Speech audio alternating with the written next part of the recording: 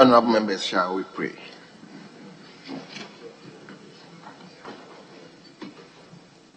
Almighty God, we humbly beseech thee to look with favor upon this Parliament of the Republic of Ghana. Grant that it may perform its high duty as in thy sight. Give divine guidance to the President of the Republic. Endow members of Parliament and ministers of state with discernment and vision, integrity and courage, that through the labors of government this land and people may be well and truly served, and thy good purposes for the common human life be realized in our midst. O God, grant us a vision of our country, fair as it might be, a country of righteousness, where none shall wrong his neighbor, a country of plenty, where evil and poverty shall be done away with, a country of brotherhood, where all success shall be founded on service and honor shall be given to the deserving, a country of peace, where government shall rest on the wills of the people and the love for the common good. Bless the effort of those who struggle to make this vision a living reality. Inspire and strengthen our people that they may give time, thought, and sacrifice to speed the day of the coming beauty of Ghana and Africa. Amen.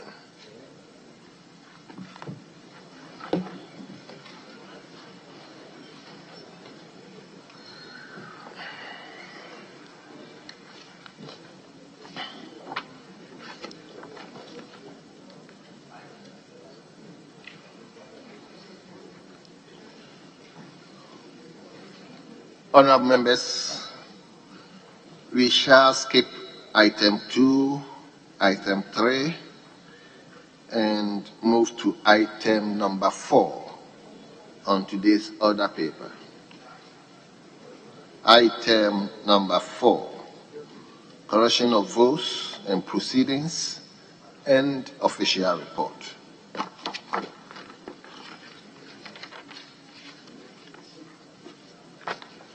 We will begin with correction of votes and proceedings. We start with page 1.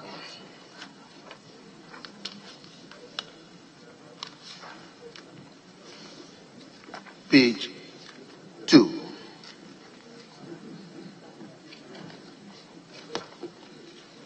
Page 3.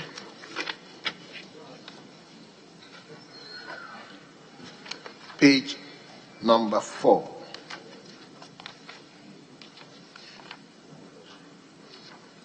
Page 5.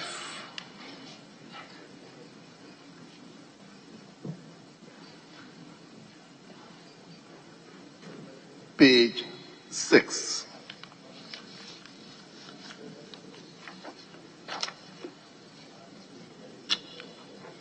Page 7.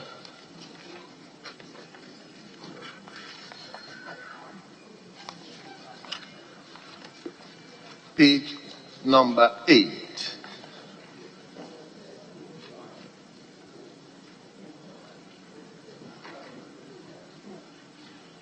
Page 9.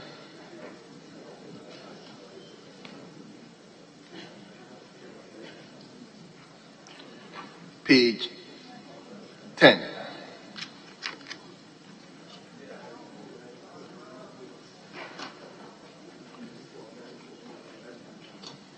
Page number 11.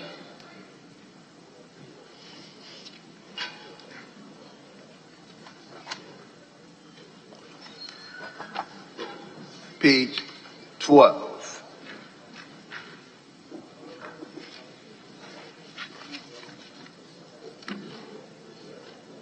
Page 13.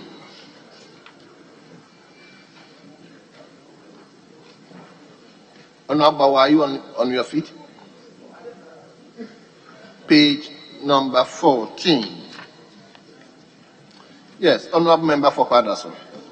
Honorable Speaker, page number 14 Item 14, second sentence. The chairman of the Committee on Trade, Industry and Tourism presented a report of the committee on the bill. I was wondering if we could include the name of the chairperson of the committee. Thank you. Table, have you taken notice of that? Honourable Member, may you repeat your issue? I'm saying that if it's possible for us to include the name of the chairman of the committee, because the name is excluded. But if you look at the others, the names of the chairpersons or ranking members are included. That is my concern. Very well. Table, please take note. We turn to page number 15.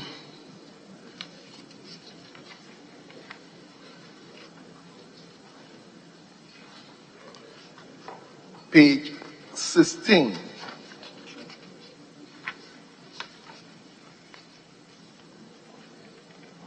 And finally, page 17.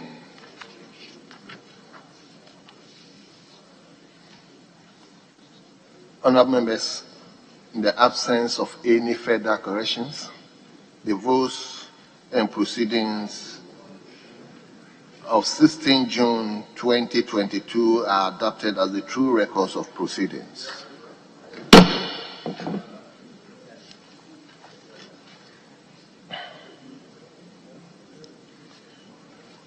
Honourable Member, you don't have any official report, so we turn to item number 5. Item number 5, business statement for the ensuing 5th week.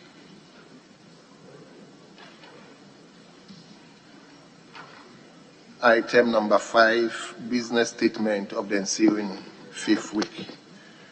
May I respectfully invite the Leader of the House.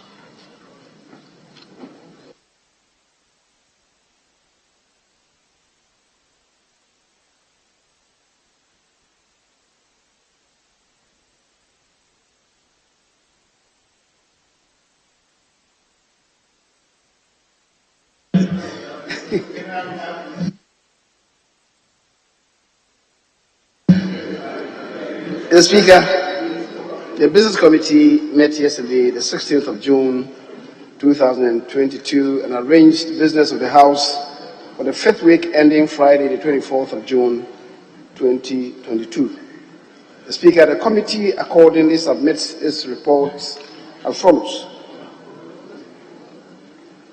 The Speaker, you may read any available communication to the House. The Business Committee has scheduled the following ministers to respond to questions asked of them during the week. The Speaker, the Minister responsible for Transport, who has 9 questions, the Minister responsible for Sanitation and Water Resources, 11 questions, the Minister responsible for Finance, 16 questions, the Minister for Communications, 8 questions, the Minister of State, at the Office of the President, 4 questions, the Minister for Employment and Labour Relations, 5, the Minister for Roads and Highways, 8 questions. Mr. Speaker, it does appear that we may have to add a couple of questions to the Minister for Roads and Highways on Friday, especially the constituency-specific questions. Given the fact that, Mr. Speaker, we have 1 hour for the ministers to respond to questions. So if a minister has to come and answer 4 questions, as we have been trying to do these days, programming the ministers for a day each, if he has to respond to 4 questions, he has 1 hour to respond to questions. If he has to respond to 10 questions, he has 1 hour to respond to questions. So for the constituency-specific questions, I think it makes a lot of sense if the minister has to answer many of such questions. Mr. Speaker, in all, 7 ministers are expected to attend upon the House to respond to 61 questions, plus what I've just suggested during the week. The questions are of the following types. There are 6 urgent questions and 55 oral questions. Mr. Speaker, you may admit statements being made in the House by honourable members in accordance with Order number 72. Papers may be laid during the week, and reports from committees may also be presented to the House. And Speaker, I want to plead with members that, given the circumstances of the times, when it is envisaged that Parliament may adjourn sine die on July, is it the 27th or so? I think July 27th, we may have to do business as expeditiously as is possible. Mr. Speaker, motions may be debated and their consequential resolutions, if any, taken during the week. Mr. Speaker, the Business Committee once again urges committees with reference to expedite work on same for the consideration of the House.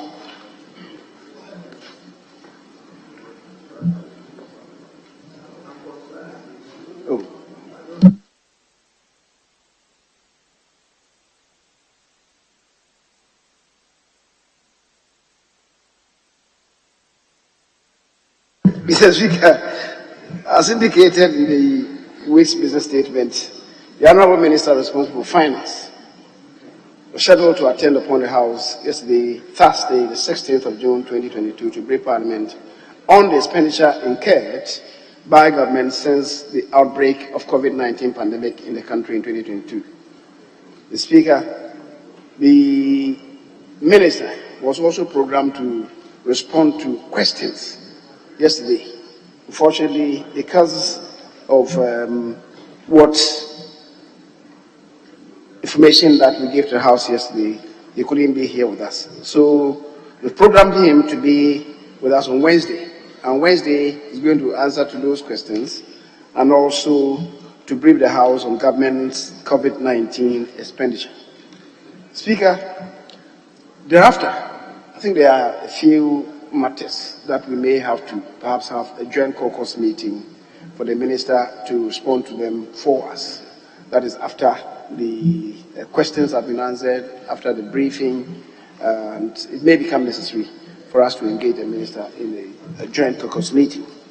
Speaker, leadership is still in consultation with the Minister responsible for national security to brief Parliament at a closed sitting on matters pertaining to the security of the state, particularly having regard to recent spate of terrorist attack within the West African sub-region. The day the briefing is to be made will be communicated to honourable members during the course of the ensuing week. Mr. Speaker, I think it's also important to inform the leadership of the committees on defence and interior, of communications, I think of transport, that the meeting that we held relating to this same matter, we are programming to hold the continuation of it, the sequel to that meeting, most probably in the ensuing weekend. So just for them to take them on board, take the information on board, so that in planning their weekend activities, they will factor this into their own program. It's likely that that meeting may commence Friday evening at the usual location and possibly to end on Sunday. I think what I forgot was the Ministry for Foreign Affairs. The Committee for Foreign Affairs is also part of it. Mr. Speaker, in accordance with Standing Order 160 sub 2 and subject to Standing Order 53, the committee submits to this Honourable House the order in which the business of the House shall be transacted during the week. Mr. Speaker, the issues have been listed for the dates: Tuesday, the 21st of June, 2022, Wednesday, 22nd of June, 2022, Thursday, the 23rd of June, 2022, and Friday, the 24th of June, 2022. Speaker, I don't intend to go through the schedules laboriously. Members have the copies before them, and I believe they are interrogating same. So I would want to plead with the hands of the public to consider this as having been read and captured saying in the hands that. Mr. Speaker, I so submit.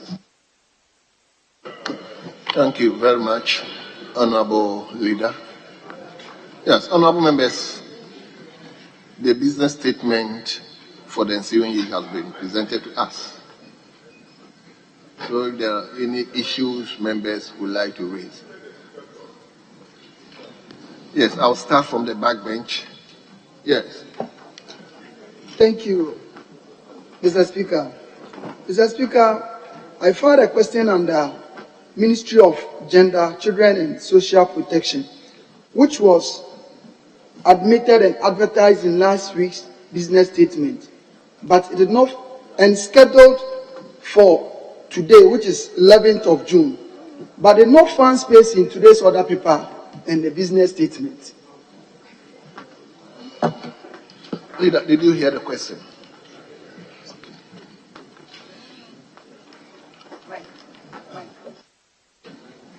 Yes, Honorable Member for South Northton. I'm most grateful, Honorable Speaker, for the opportunity. I commend the Majority Leader and Honorable Minister for Parliamentary Affairs for the presentation. Mr. Speaker, I have a few issues to raise. The first one, Mr. Speaker, relates to the media review.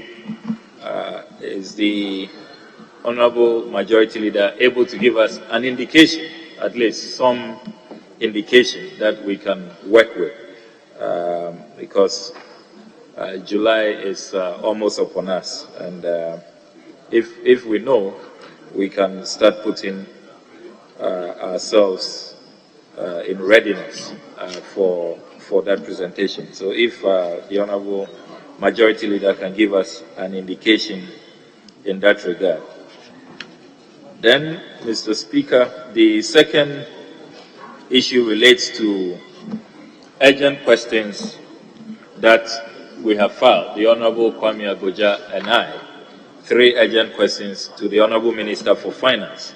We filed the questions on the 3rd of June, and I checked the question book at the table office earlier today, and I noticed that it's been duly forwarded to the Right Honorable Speaker. And so the question has gone through the appropriate processes. I would have thought that with the Minister for Finance coming to the House on Wednesday next week, after his inability to be present yesterday, we will have added these National Cathedral questions, because it's a very, very important matter of enormous national interest, and it also relates to Article 178 of our Constitution, whether the Finance Minister can be spending without parliamentary approval.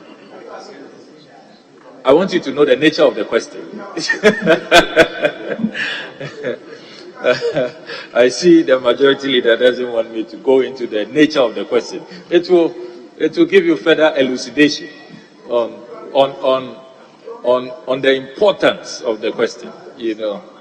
So I do not think it's too late if the Majority Leader can consider ensuring that these questions are added to what the Finance Minister will be responding to on Wednesday next week.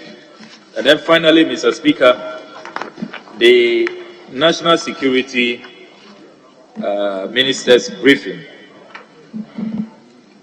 it's quite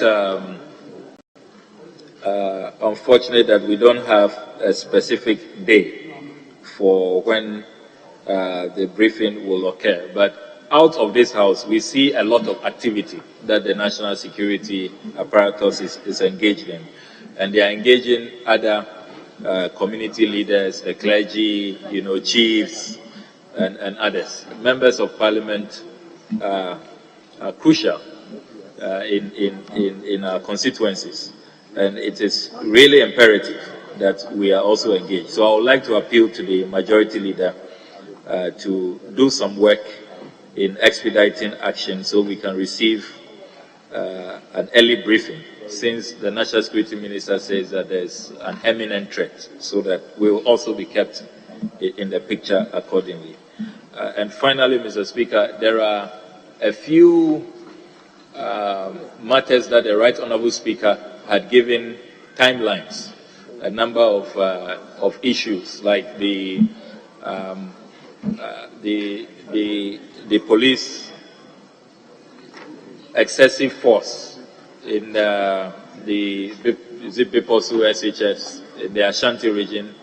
There was in Kranza as well, and he gave specific timelines, but we have not received updates on those referrals. So if the majority leader has any update, because some of them are due, the ensuing week will be the timeline provided by Mr. Speaker, so that we can keep track on these matters. I thank you very much, Mr. Speaker.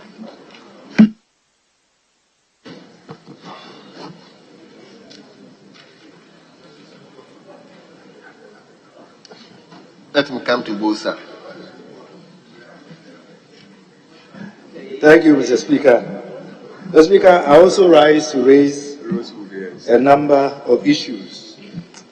The first has to do with the spelling of some of my communities, captured on page 7, under star 264, page 7, question star 264, Roman numeral II is Bachongsa, not Bachanga. It should be BACHONGSA. Roman numeral III should be Yipala, not Tipala. Yipala is spelled YEPALA.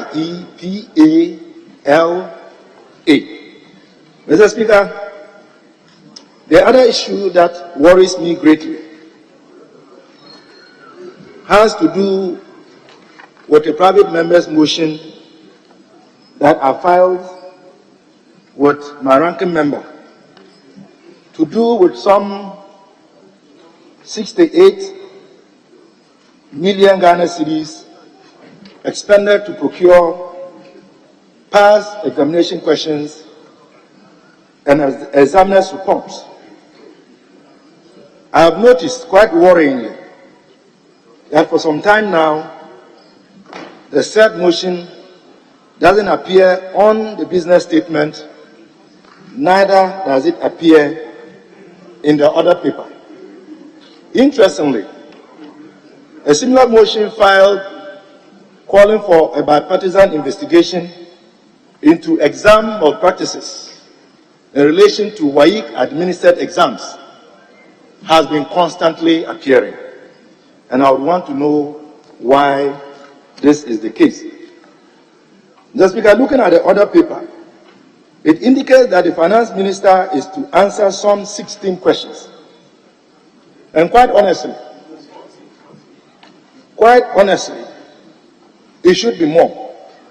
I know I have filed 4 questions to the finance minister, and none of them has found expression. And truly, no one should be surprised, because for the past 8 months, the finance minister has not appeared before this house to answer to a question. The last time we expected him to appear was on March 24th. He chose to address the media in relation to mitigation measures to address the economy that is currently in a nosedive than to come to Parliament and respond to our questions. Yesterday, he chose not to be here. And these are very important matters that we expect him to speak to. Mr. Speaker, Ghanaians are beginning to lose faith and confidence in us as an institution. There are many issues that requires government officials to speak to on this floor, and yet that is not happening. We stand the risk of losing our relevance if this continues. Thank you, Mr. Speaker.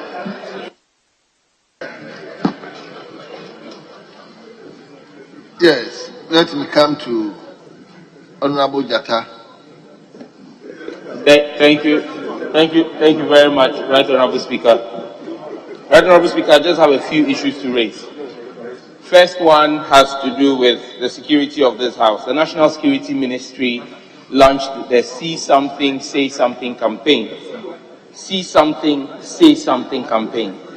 Mr. Speaker, this House is a primary target, or what you call a high-value target.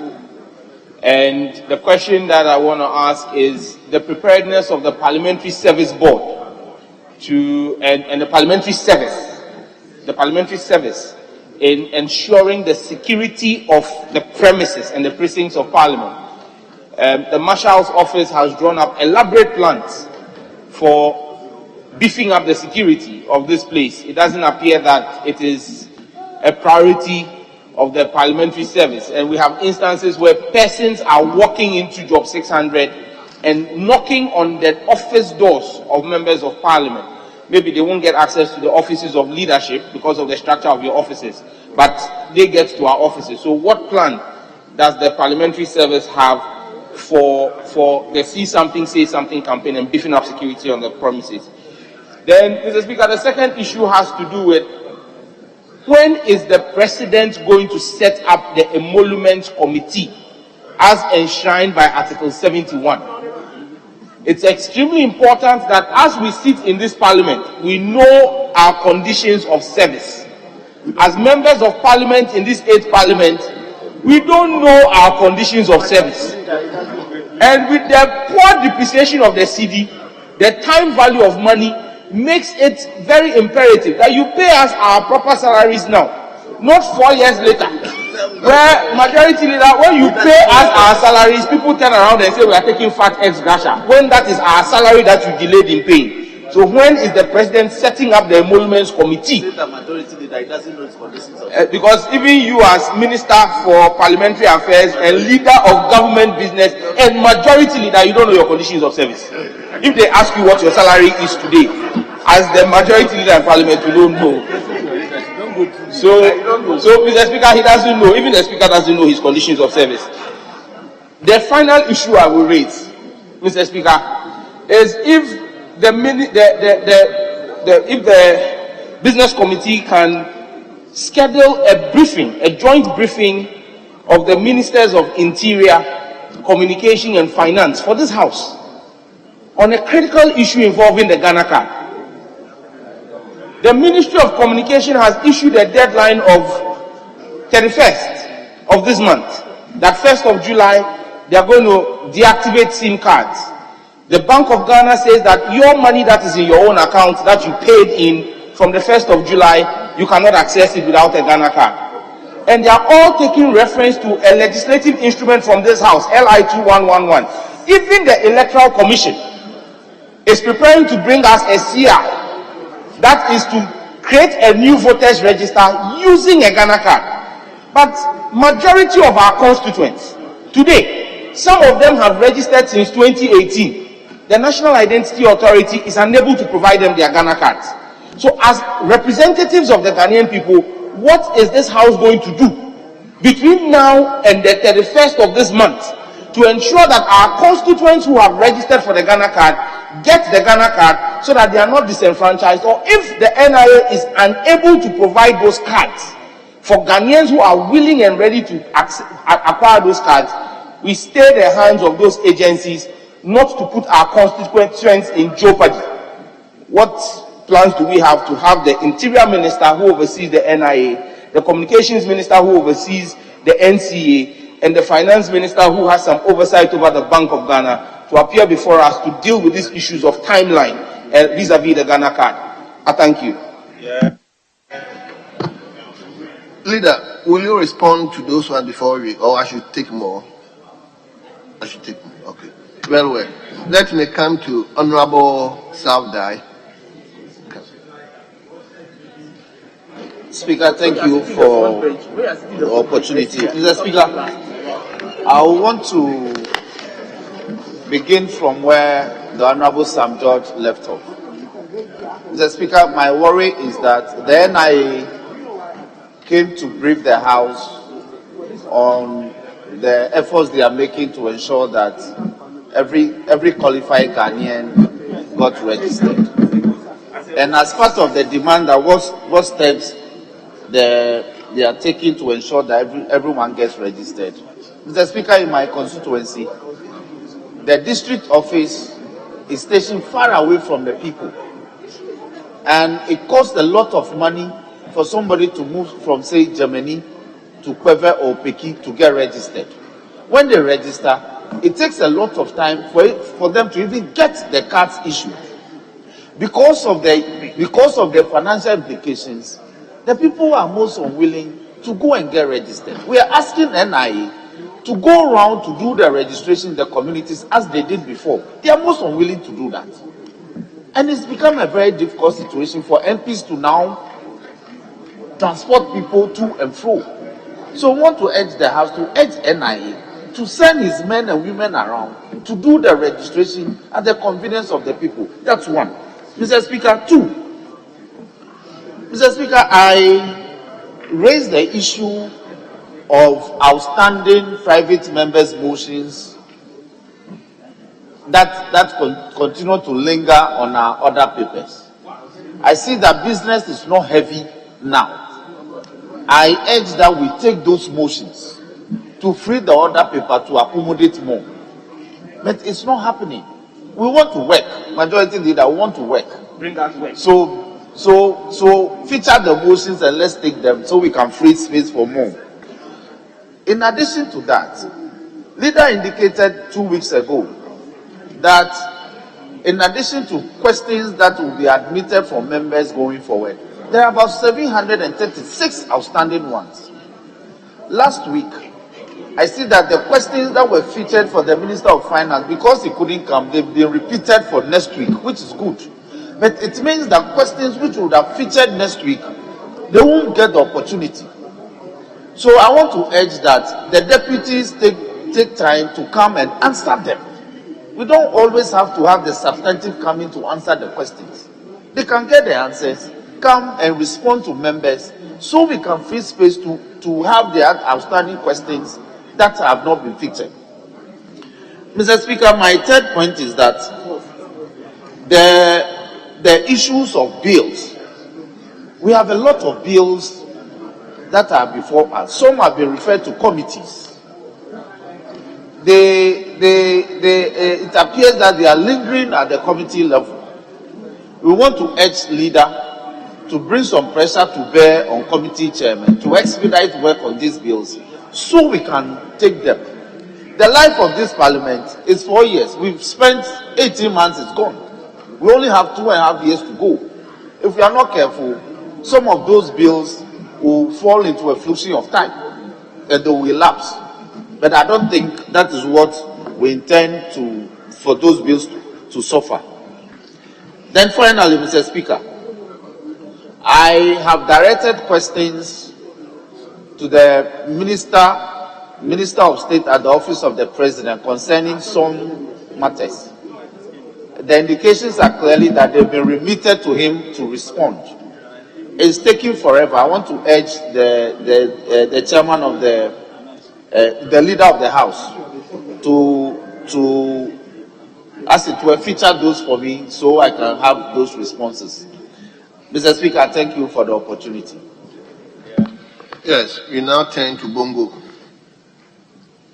Thank you very much, Mr. Speaker. Yes, Mr. Speaker can address me as Honorable Bongo or Honorable Bawa.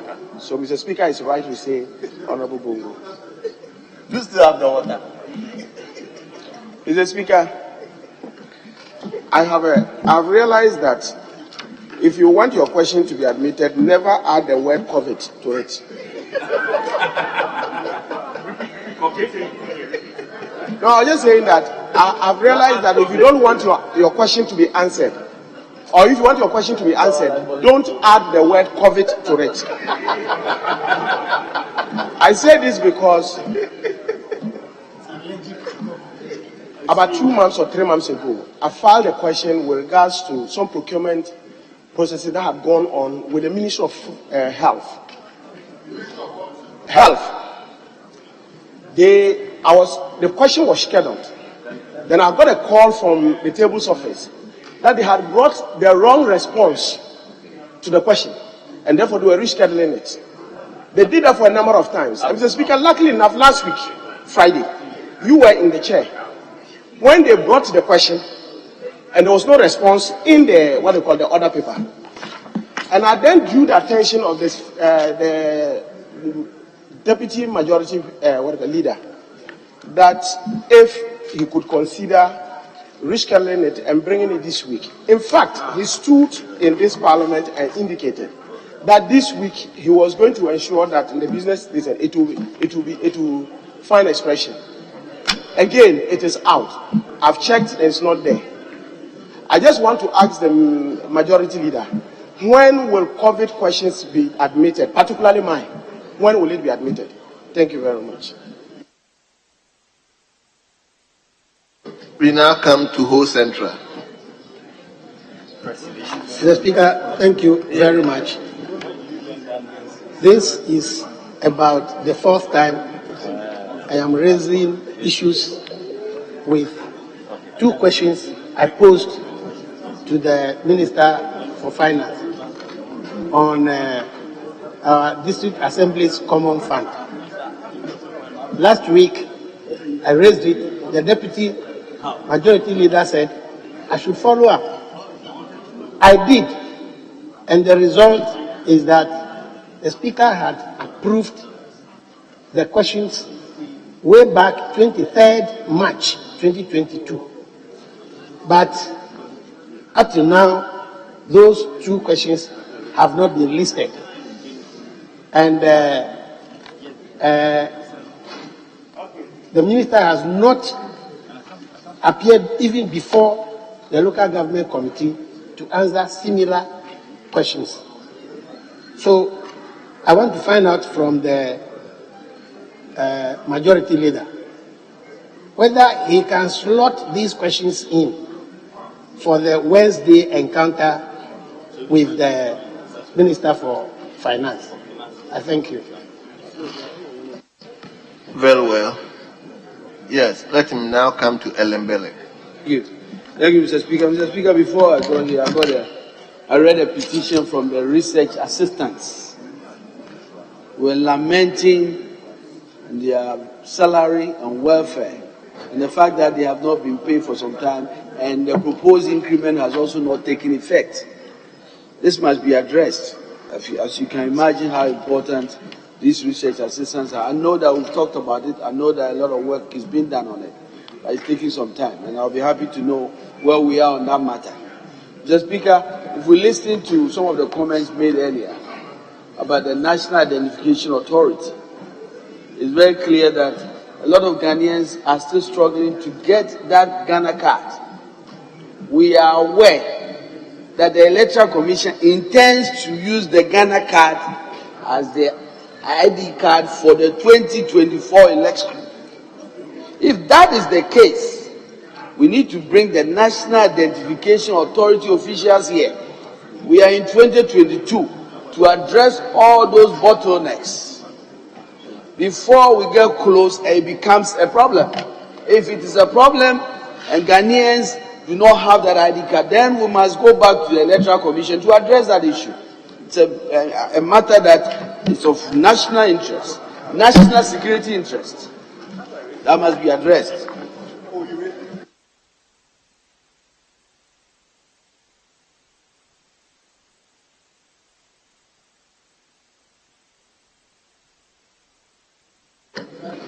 Leader,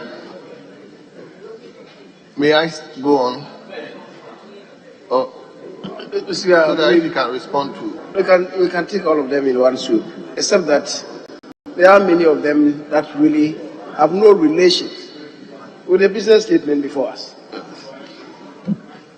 Well. So let me go to Honorable Champon.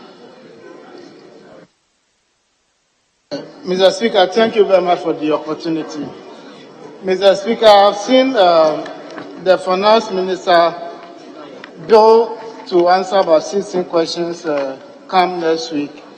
And Mr. Speaker, since 2020, there have been some outstanding issues which the Minister was supposed to address the House in respect of total revenue received and then amount ceded to common fund in terms of Article 252 of the Constitution. Mr. Speaker, they've written several letters to common fund indicating how much they owe them, and it is piling up to date. And we need an explanation because, Mr. Speaker, we're talking about local governance, decentralization. The actual money which is supposed to go to local level are not going. So the minister should come and tell us when the minister is doing the reconciliation with them, how much the minister is owing or the ministry is owing common fund, and when are they going to get those resources? Because, for example, Q1, they are supposed to get us 1.2 billion Ghana cedis. 600 million is ceded to common fund. And they will distribute the 600 million, leaving the 400 million. And nobody is talking to anybody. And since 2020, we are now in 2022. So if the chairman of the committee can at least slot in this very question asked by Honorable Podo, so that come next week Wednesday, the minister will appear before the House and tell us how much the Ministry of Finance or government is owing common fund and what steps are they putting in place to make those resources available for local development. Thank you very much. Yes, Temali Central. Thank you, Mr. Speaker. Mine is just a little correction.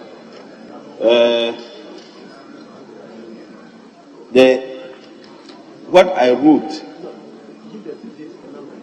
that was paragraph 385. Paragraph 385. To ask the Minister for Finance how much revenue the state generated from the sales of power to our neighboring countries since 2017. Since 2017 is omitted. So if the table office could take the necessary steps to add that since 2017. Paragraph 385. Honorable, you may repeat the question Question again. 385. Question 385. To ask the Minister for Finance how much revenue the state generated from the sales of power to our neighboring countries since 2017. Thank you. Then we come to Adaku.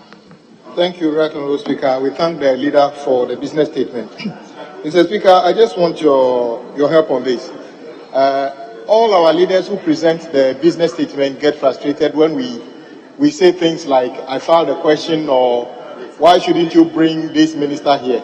Can we have a mechanism where members, if they feel strongly about something, can make presentations to the business committee before they do their meeting?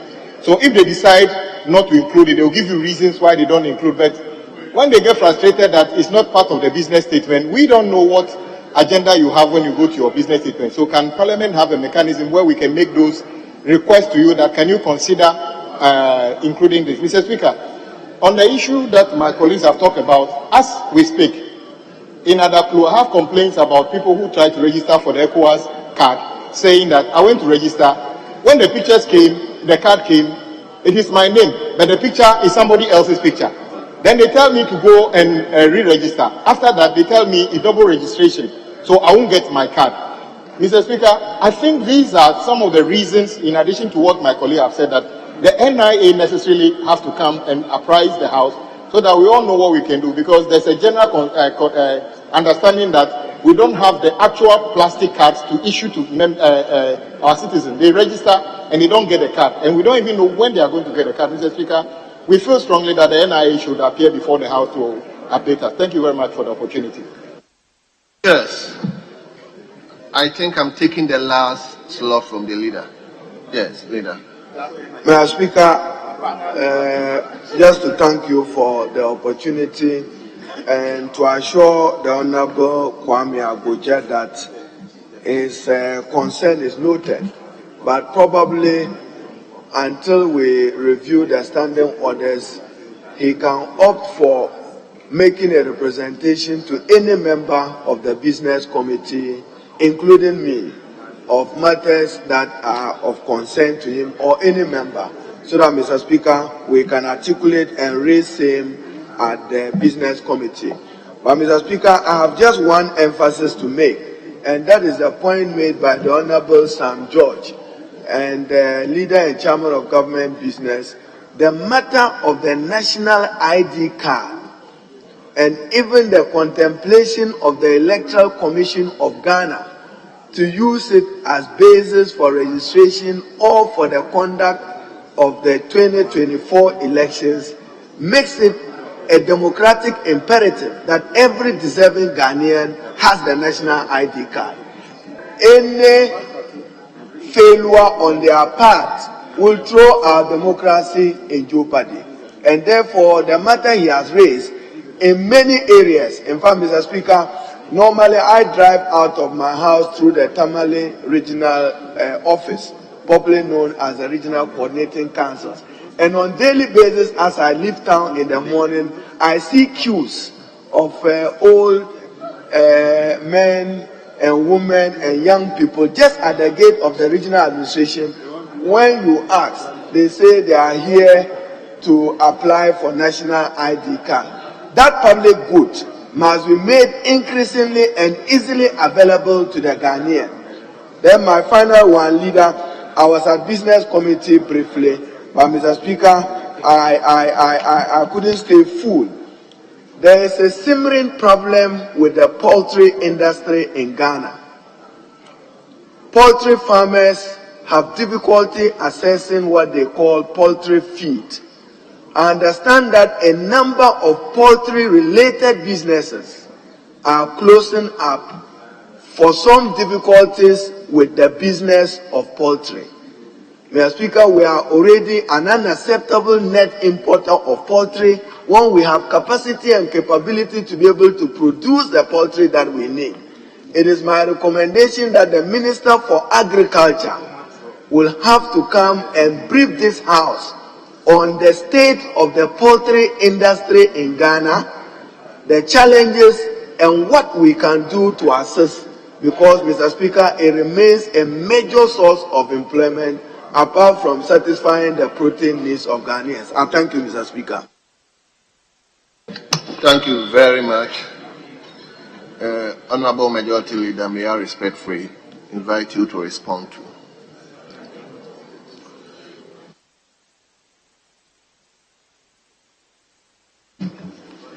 Speaker, I certainly will endeavor to respond to the questions relating to the Business Committee's report before us.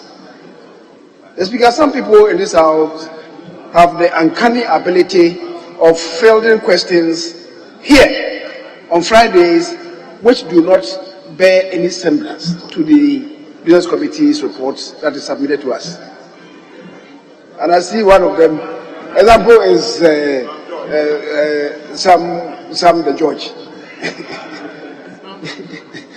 Mr. Speaker,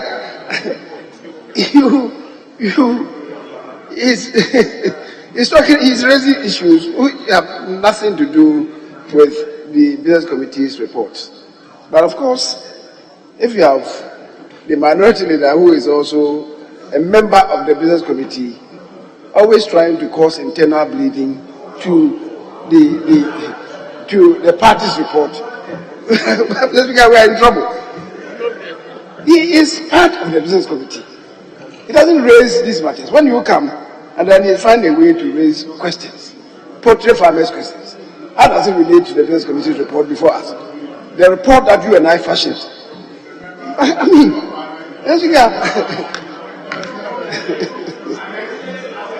he's a member of Parliament, but he's a member of the committee, and he knows that the issue that he's raising, important as it is, it has nothing to do with the Business Committee's report before us.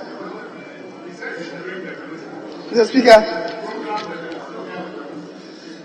but let me begin from the honourable member at the backbench who raised a question about his own issues. He says he has outstanding questions relating to the Gender and Children Ministry that it was slated for today, but they are not finding expression on today's order paper. Mr. Speaker, I believe that we have to look at it and see when to program the question, perhaps next week. We'll look at that. Honourable members, may we give attention to the leader? We have raised some issues and he is responding to them, please. The Speaker, the Honourable Okunyeto wants to know exactly when we're going to have the media review. We've given this response in this House. On 2 occasions, you have stated and given the indication. The Speaker, I don't want to repeat what I said. It is your duty to be in the House to listen. And when you are not in the House, whatever gets transacted in the House is your responsibility to apprise yourself of it.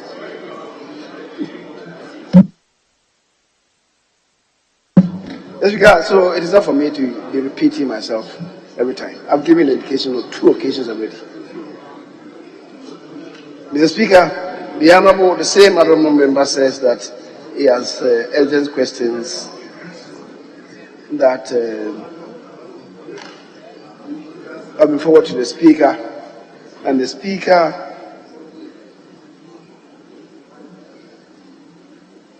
that the questions have been is aware that the questions have been submitted to the Speaker on the 3rd of June.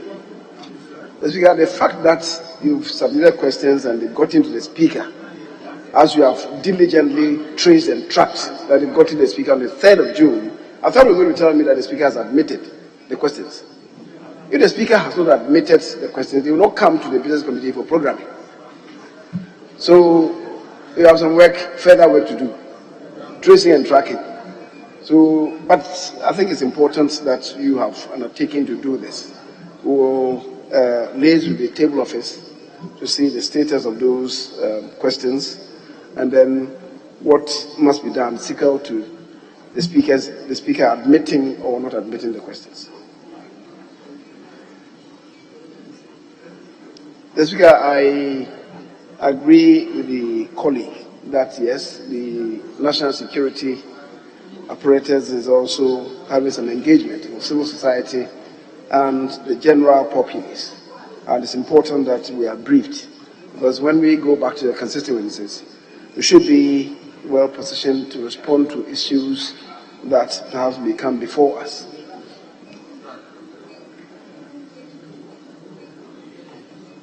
Speaker, the final question from the Honourable Kujetu is about the provision of timelines to some outstanding issues in respect of some shooting incidents at Nkranza, and then you said, did I hear you say Beposo, and then maybe the Islamic school, which I bear testimony to. The Speaker said that we're giving the committee up to next week, Tuesday, was it? Early next week to report to us. The Speaker, the committee, I know, has submitted a request to the Speaker to be funded to go and discharge that responsibility. I hope they'll be giving the necessary resources immediately in order for them to be able to prosecute that assignment.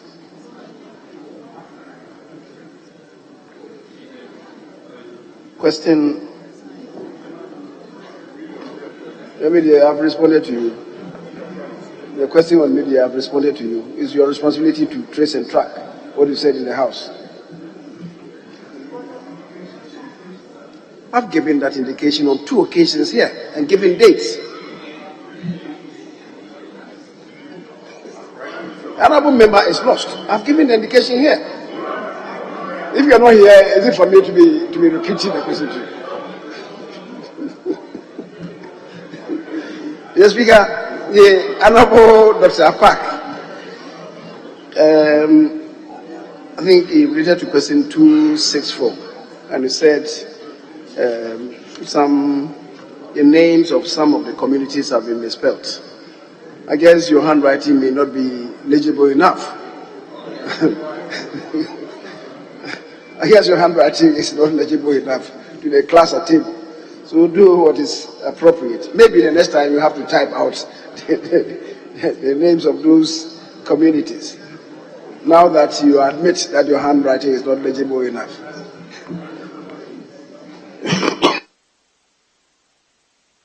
The Speaker, he says to us that he filed a question, the Minister of Finance, that a similar motion which addresses a similar matter is appearing on the other paper. I will have to look at it and then maybe we'll see what to do. And he's appealing that the Minister of Finance, when he appears on Wednesday, should be answering more than 16 questions. You can program for him to answer maybe 30 questions. What will be the benefit to the House? Question time is for 1 hour. So if he has to answer more questions, we will not be able to get to the bottom of the issues that may be raised. So maybe the fewer the questions, the better it will be for us, so that we get to the very bottom of those questions that are asked. Already I think that the 16 questions will be 1-2 minutes for him to answer. If indeed we want to be very probous. The Speaker, as for Dr. Apak's own subjective analysis of the economy in nosedive, I will not litigate the matter with him, because he must get his bearings right. I don't want to litigate the matter with him. In any event, it has nothing to do with the business statement before us. The Speaker, the Honorable Sam George also raised issues about the security situation in the House, and I think it's a legitimate concern. It's not for the parliamentary service. No, see, the service itself is just for the staff, and it's one of the issues that perhaps we have to deal with. The parliamentary service relates to the public service component, who are required to provide service to the members of Parliament. It does appear that within the ambit of the Constitution, matters relating to Parliament and indeed parliamentarians are not sufficiently covered. And one of the reasons why perhaps looking at the Constitution holistically, we have to provide for it. Because the Parliamentary Service Board really deals with the service, the public servants who are working with us, and not members of Parliament. That's where we have the difficulty. So perhaps in doing serious introspection on the Constitution is something that should engage our attention. Notwithstanding, it's important that we find ways to deal with this because of the circumstances in the countries around us. And we should take our own security extremely, very, very seriously. The Speaker, the conditions of members of Parliament, every administration has been very guilty of this. And it's because the presidents have shown extreme sensitivity to the plight of the workers in the general body politic. You enter your office. That is the day you are inaugurated to begin your business as a member of Parliament. That very day you should know your conditions of service. But it doesn't happen. The Speaker, is the reason why some of us have been advocating that the Emoluments Committee, the committee that is appointed under Article 71, we should agree as a House for them to build in the necessary triggers, the report that is submitted to us, so that there will be that automaticity if those conditions are triggered, so that once you come, you know that these are your conditions of service. You will not be required to set up ritualistically these committees every 4 years, which will attract a lot of brouhaha, which in my view is not necessary. People today talking about ex gratia being given to members of Parliament, ministers and so on. There's nothing like ex gratia. It's gratuity that is paid to members of parliament, not ex gratia. The difference must be known to people. Unfortunately, we fall into that trap. Also talking about ex gratia. Members of parliament are not paid ex gratia. They are paid gratuity, which is totally different. But Mr. Speaker, as I'm saying, maybe all of us will have to put our heads together, plus maybe officers and officials from the presidency. So going forward, we know what is appropriate that must be done, so that this ritual of, having your head on the gavel every 4 years becomes a thing of the past. Mr. Speaker, the National Identification Authority and the issuance of cards for the people of this country. Mr. Speaker, I agree that ultimately the card should be the one that should bear testimony to your Ghanaianness, so that we use it to vote. Are we there yet? That's the issue that perhaps we may have to interrogate. Because this should be sufficiently complemented by the births and deaths registry, which is not functioning effectively as we would have wished. The two together should provide us with a basis for us to identify who is a Ghanaian and who is not a Ghanaian, who then will be eligible to vote and who will not be eligible to vote. So we should find a way of synchronizing the activities of the births and deaths registry. Fortunately, we passed a new act quite recently. And when we are talking about not having job opportunities for our graduates, it provides enough space for them to be able to go to the communities and undertake this assignment. How many of them? Because don't forget, we have, apart from the center, the births and deaths registrars, we're saying that every zone should have an officer, and every community should have an officer. How many communities do you have in the system? The Speaker, if we want to sufficiently and adequately implement that law, the opportunities that it will offer to our graduates, of course. Mr. Speaker, so we need to look at that, and I believe that it will be a very useful complement to the activities of the Electoral Commission, to the activities of the National Identification Authority, and then that would ultimately legitimize the identity cards that will be issued. I think the Honorable Roxanne Dafiamako related to the same thing, the first issue that he raised, so I'll not go over that. Then he says there are private members' motions which we must prosecute in the course of next week. I believe that there are many of them that are really harmless, and we have to deal with them. Maybe next week. There are about 3-4 that we can deal with them. Next week and in the ensuing week, those private members' bills. He insists that deputy ministers must be allowed to answer questions in the absence of the substantive ministers. We should come to some determination on that. We keep wavering. On occasions, we are saying that we will not permit deputy ministers to answer questions. If you agree, then in the absence of the substantive ministers, let them come and answer questions so that we are able to clear the backlog of questions.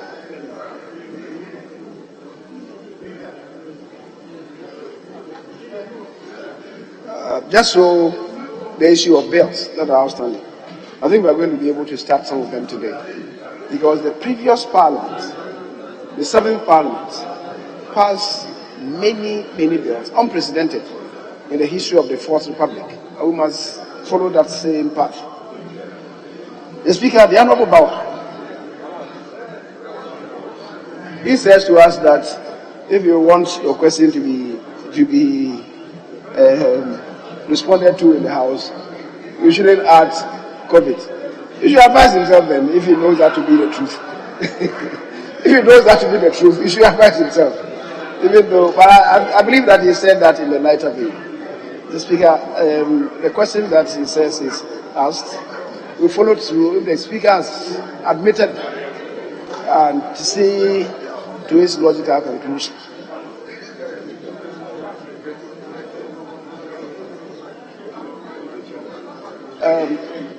The Honorable Kodo revisits an old matter. It's an ancient matter that he has raised in the House. I think that we should be, sometimes you be pragmatic and not dogmatic. Why? We have total national revenue, but there are statutory payments that must be made by this country. Is it the case that you do your allocation before considering how much debt you owe, so that you become international pariah because you are not able to fulfill your debt obligations? What should be the better way about that? I'm aware that the courts have made a pronouncement on this, but I think that pragmatism should take the place of dogmatism.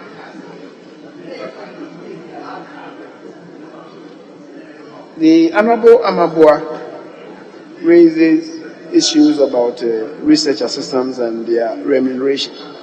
I guess leadership would have some consultations on that. And again, he spoke about the NIA cuts. I think it's a repetition of what has been asked. The Honorable Echampo, I think the question that he asked about the total revenue and amounts to be allocated to the common fund, how much is in arrears, is about the same thing.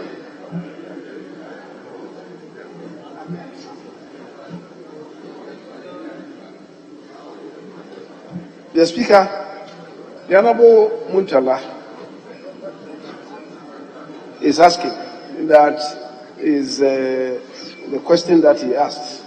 That is question 385. 385, which reads, to ask the Minister for Finance how much revenue the state generated from the sale of power to neighboring countries. We should, at the end, insert since 2017. I don't know the original question that he filed. If he wants this to be added, certainly it will amount to a new question that he's asking. And he must know what he himself must do. It's a new question that you are asking. You will go through the process again. And since I don't know, Mr. Speaker, I don't want to comment further on that.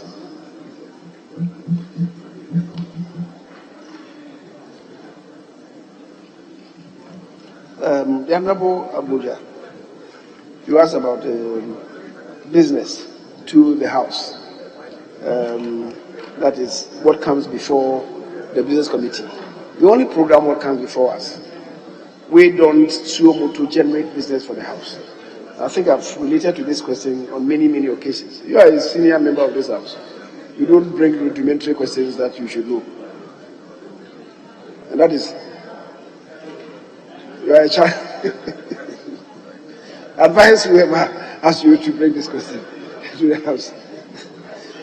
Mr. Speaker, I think the issue raised by the minority leader, the EC, whether it's going to use the NIA cards, we have already sufficiently addressed it. And the issue of poultry farmers, I think I've also responded to that. Mr. Speaker, thank you very much for the opportunity.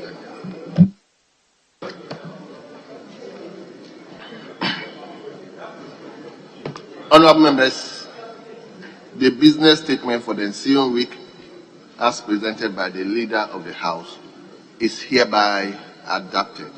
We thank you very, very much.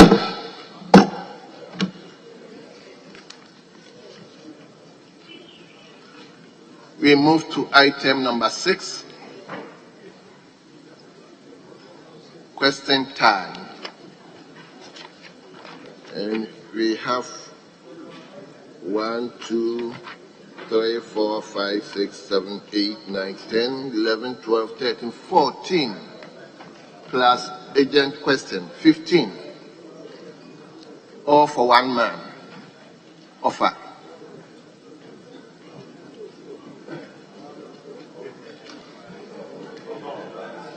So, honourable members, per our standing orders, stand order 62, we are supposed to use 1 hour for the questions. And therefore, looking through the questions, it appears most of the questions are constituency specific. And therefore, we are not going to entertain any supplementary question from any member apart from the owner of the question. Then I will also like to indulge you to limit the supplementary questions to two. So the owner of the questions may have two supplementary questions. We need to cover all the questions. So if you are the owner of the question, after the main question, you may have two opportunities to ask supplementary questions. Honorable Minister, may I also implore you to be straightforward to the answers. At times, you want to, so today is straightforward. So let me begin with a member for Dafiama Busi Issa, Honorable Dr. Sebastian Sandari, to begin with the urgent question. So, Honorable, you may now ask your question. Thank you, Right Honorable Speaker, for the opportunity. I rise to ask the Minister for Roads and Highways what urgent steps the Ministry is taking to work on the Dafiama-Bari Road, which was badly damaged by floods in August 2021, considering the fact that we are close to the rainy season. Thank you, Mr. Speaker. Yes. Let me respectfully invite the Minister.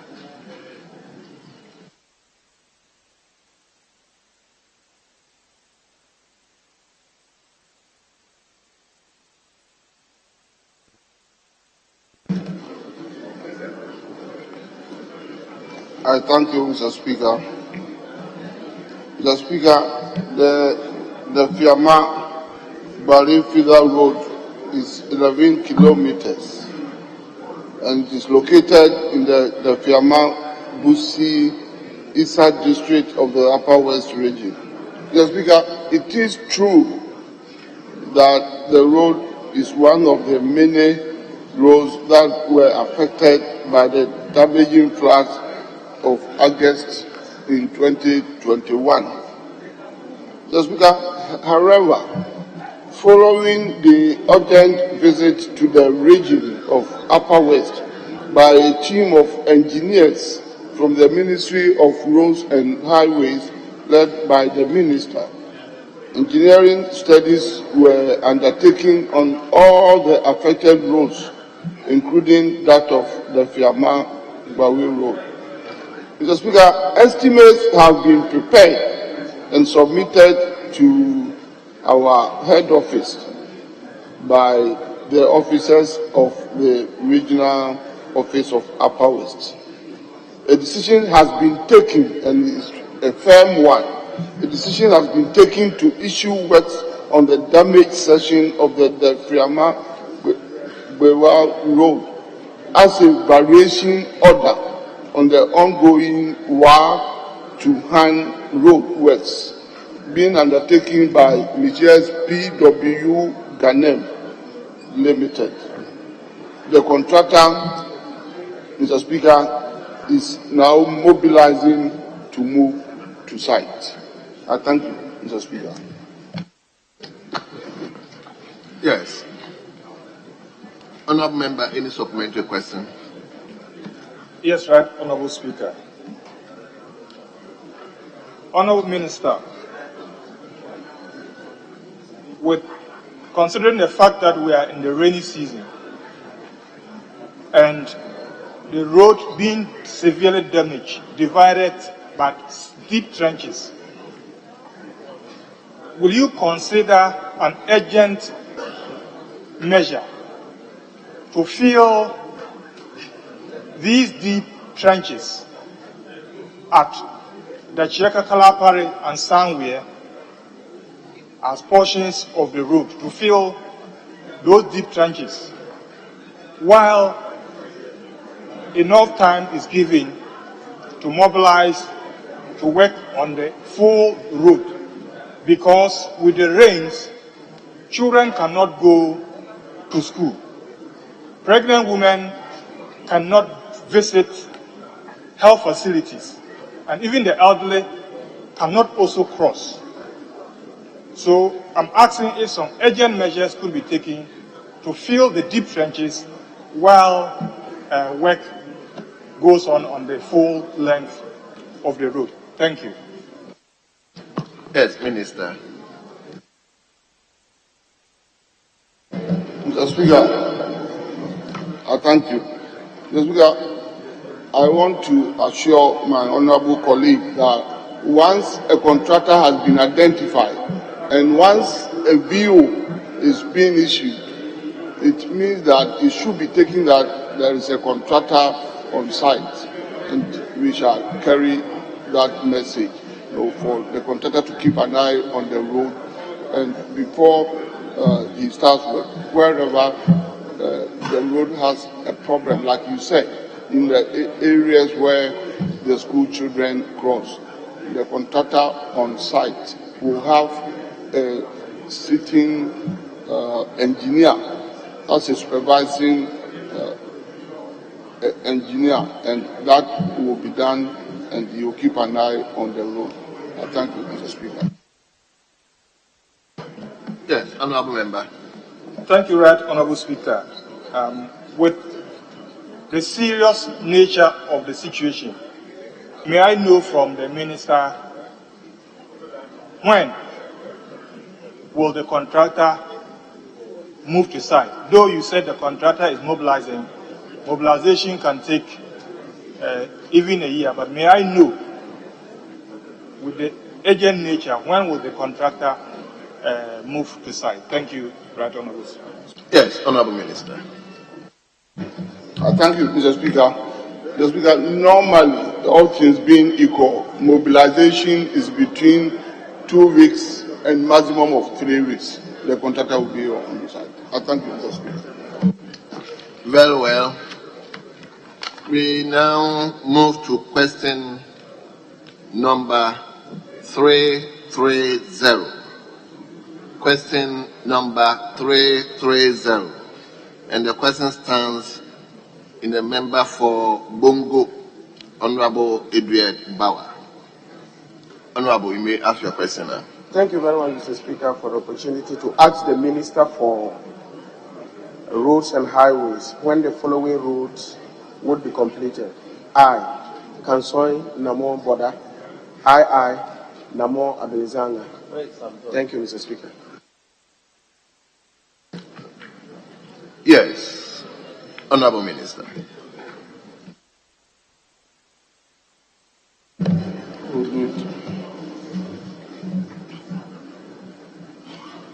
I thank you, Mr. Speaker. Mr. Speaker, as a background, the Kansol Namo Border Road is a partially engineered connector feeder road located in the Bongo district of the Upper East region.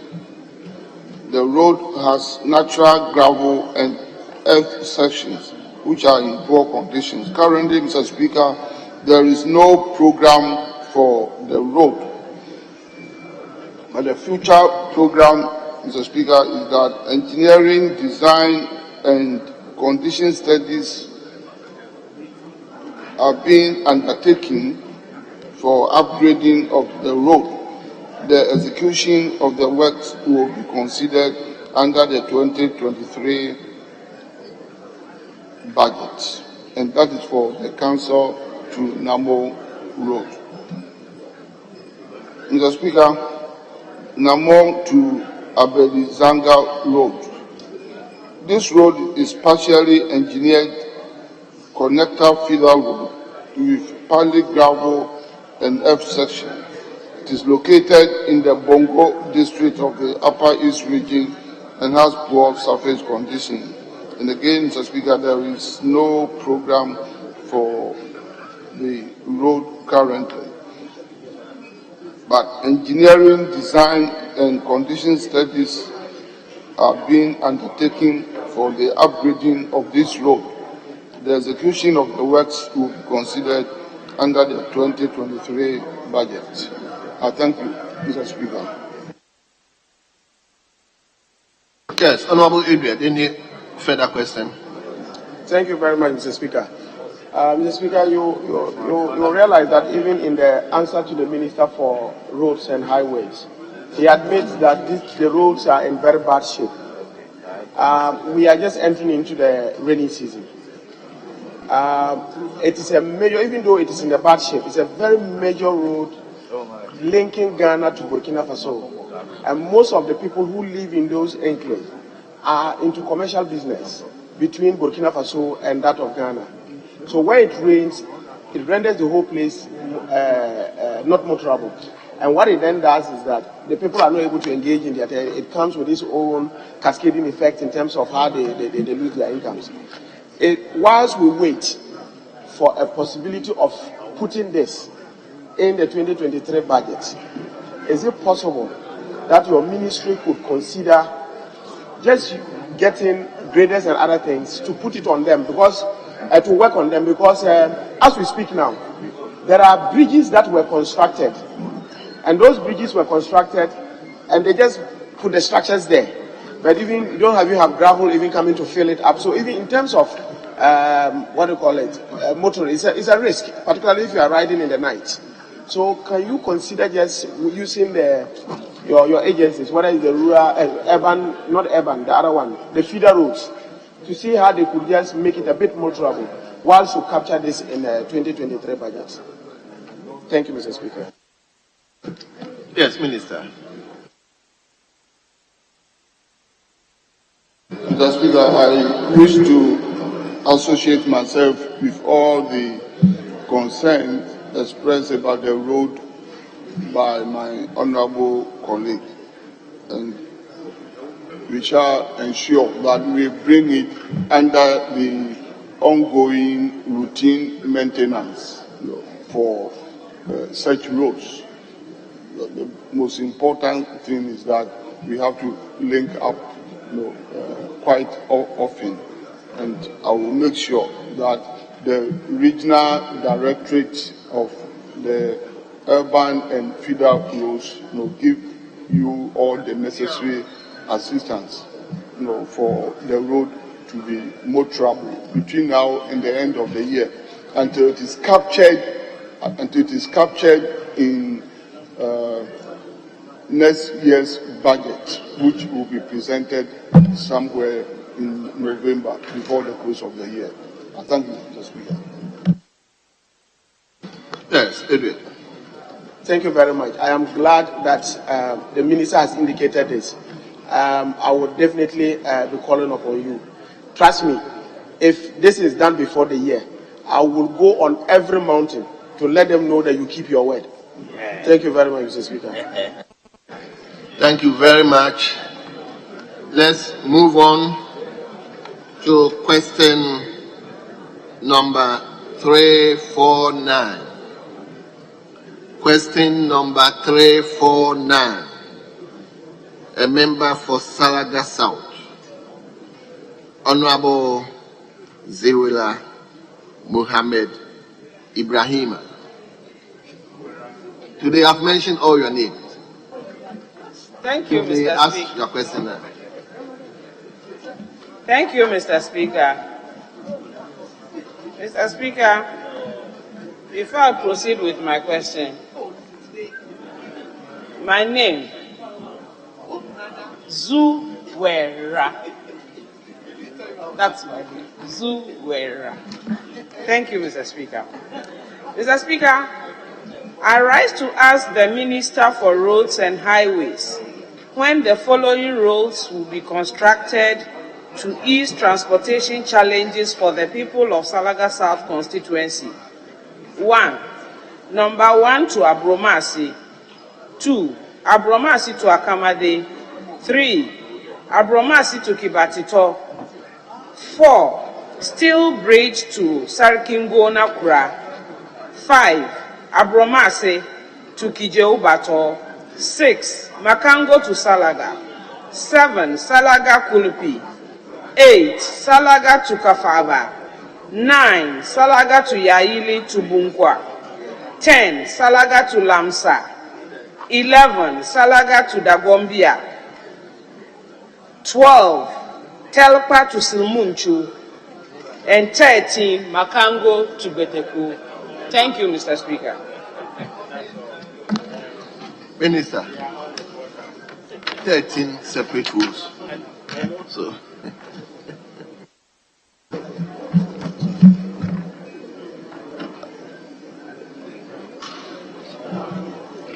Thank you, Mr. Speaker. Mr. Speaker, number 1 to Abromazi Road. Abromazi to Akamade Road. Abromazi to Kibatito Road.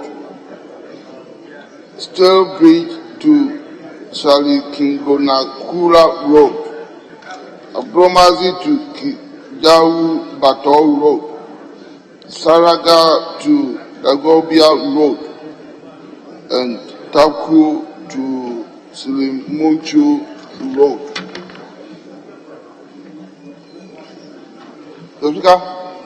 The background to the roads is that the list of all these roads numbered 1 to 5, Roman number 1 to B, and 11 to 12, X1 plus X11. As mentioned above, a network of feeder roads located within the Saraga and Akamade enclave in the East Gonja district of the Savannah region. Some of the roads are partially engineered, whilst others are unengineered with poor surface condition. Currently, Mr. Speaker, there is no program on any of these roads. The future program, Mr. Speaker, is that engineering, design, and condition surveys have been carried out on the roads for upgrading interventions. The procurement and execution of the interventions will be considered under the 2023 budget. And Mr. Speaker, I would like to take the roads one by one and to expatiate on them. The Malango to Saraga Road. The Speaker, this road is in the eastern part of the Savannah region and is the capital of the East Gonja Municipal Assembly. The road from Tamale to Saraga to Makango, known as IR4, is 83 kilometer stretch with about 27 kilometers bituminous surface and in good condition, whilst the remaining 58 kilometers is gravel surface and is in fair condition. The Speaker, currently the Makango Saraga Road is being constructed under the contract titled Rehabilitation of Tamale Saraga Makango, covering a distance of 52 kilometers. The project commenced on 21st January 2021 and is expected to be completed by 20th January 2023. Physical progress of work completed to date is estimated at 25%. Contractor is at site and the works are ongoing. Saraga to Kupe Road. Mr. Speaker, the total length of this road, also known as R146, is 52.5 kilometers. It falls within the Savannah region of Ghana and is also connect travelers to the northern region of the country. It is a gravel surface road. Mr. Speaker, currently 42.5 kilometers out of the total length of 52.5 kilometers of this road has been awarded on contract under the title Rehabilitation, that is unpaid, of Salaga to Sole Cortez Road. The works commenced on 31st December 2020 and was expected to be completed by 3rd June 2022. There are 8 lots in all and are at various stages of work progress. The future program for this road, Mr. Speaker, is that engineering studies on the outstanding 10 kilometers is underway. When completed, estimates will be submitted to the Ministry for consideration. Salaga to Kafaba Road. Mr. Speaker, this road is 30 kilometers long. It is located in the Gonja district of the Savannah region. It is an engineered road with fair surface condition.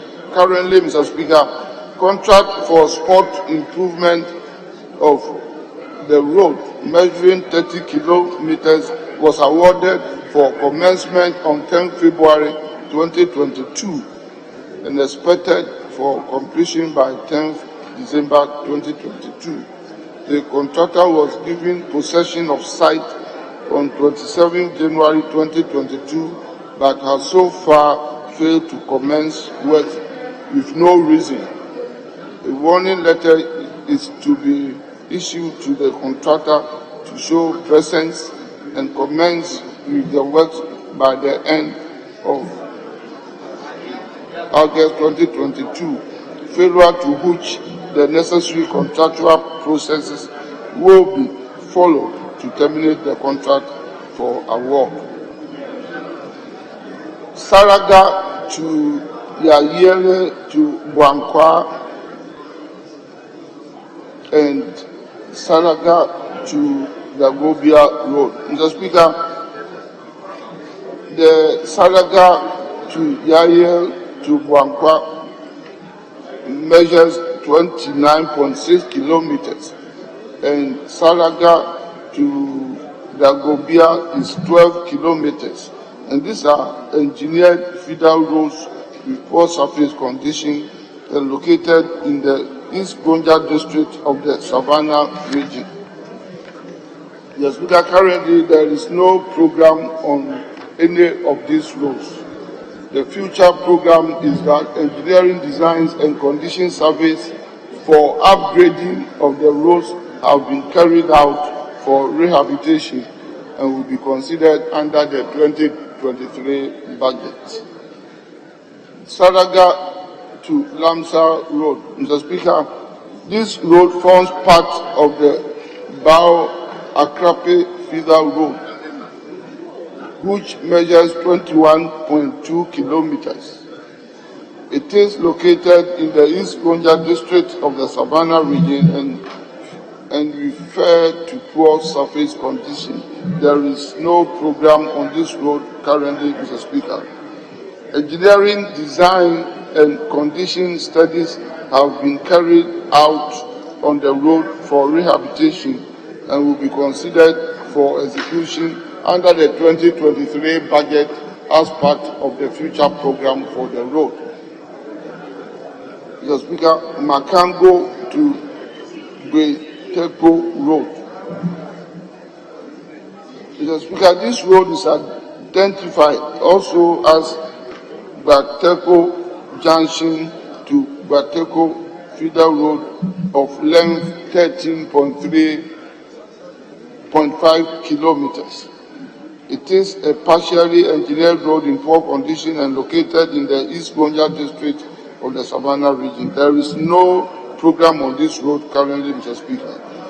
Engineering, design, and condition surveys for upgrading of the roads have been carried out for rehabilitation and will be considered under the 2023 budget as its future program. I thank you, Mr. Speaker. Yes. Honourable Member, any further question? Thank you, Mr. Speaker. Mr. Speaker, from the Honourable Minister's answers, clearly we in the Salaga South constituency and the East Gonja municipality, for that matter, will be gearing up to be labelled as the year of roots in 2023.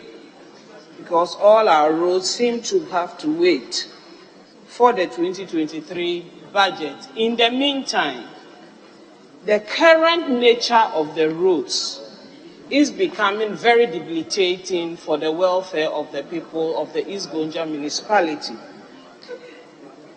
The Salaga-Makango road, which the minister says is 25% complete, and that there is a 27-kilometer bituminous surface. I'm not sure whether I understand what bituminous surface means. Does it mean that it's been tarred? Well, I can assure the minister that there is no bitumen, not a single pint of bitumen on the road. Honourable Member. Yes, Mr. Speaker. You may have to just ask the question. The commentary is. Mr. Speaker, I'm responding to the Honourable Minister's answer. He says there's bitumen on the road. There's no bitumen on the road. So just ask the question in relation to that. There is zero bitumen on the road. And the contractor has been off-site for more than 1 month now.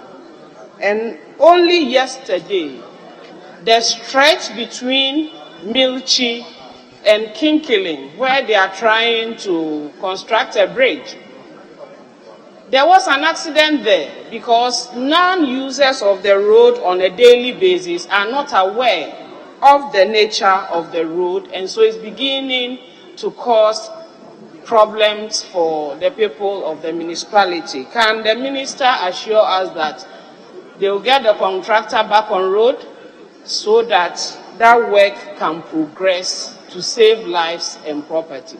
Thank you, Mr. Speaker. Yes, Honourable Minister.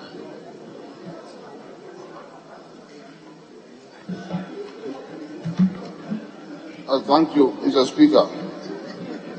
Mr. Speaker, I was talking about the Makango to Salaga stretch of the road. And I did say that the length of that road is 83 kilometers, out of which 27 has a bituminous surface cover, with 58 still at the gravel stage. And Mr. Speaker, I want to emphasize that this information is solid and is authentic. So perhaps I do not know whether the honourable member has travelled on the entire 83-kilometer stretch of the road, but at least 27 kilometers out of the 83 has bituminous surface, and that information is authentic.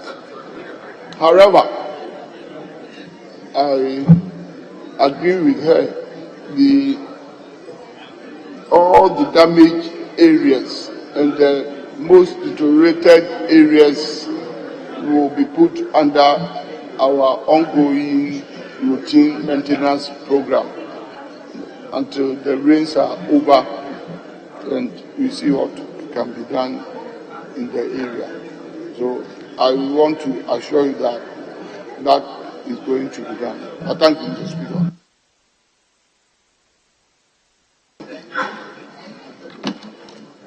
Thank you, Mr. Speaker. Mr. Speaker, I will not want to engage with the minister in what is correct information and what is wrong information, but I want to assure the minister that I'm the member of parliament for the area, and I traveled on the road. I was there 2 weeks ago, and there is no bitumen on the road. The honourable minister may double check with his officers in the municipality to get accurate information. My second supplementary question, Mr. Speaker, the Salaga-Kafaba road, which is one of the most damaged roads in the constituency, in the minister's answer says was awarded in February this year. As at 18th June, there was no contractor on the road and the issue was becoming too much for everybody. So I had to privately find a grader to reshape and put some graveling on the road in order to make it more travel and a little bit more comfortable for the commuters from Kafaba to Salaga and vice versa. I will want the ministry to take note of this development on that road in reviewing or re-awarding or getting the contractor back to site. We will really appreciate it if this is done in an expeditious manner so that the road can be built properly. Thank you. Thank you very much. Minister, I just asked you to take note. So we move to question number 480. 480. Honourable member for Ho Central, will you stop making the calls? I'm coming to you. I'm coming to Ho Central. So you may ask your question now.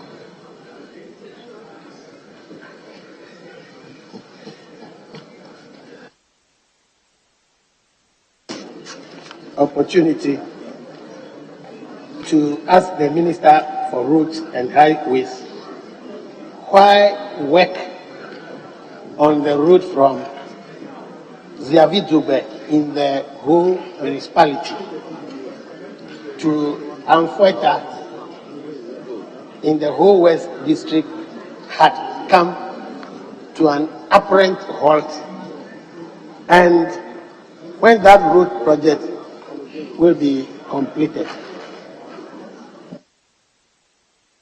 Yes, Minister.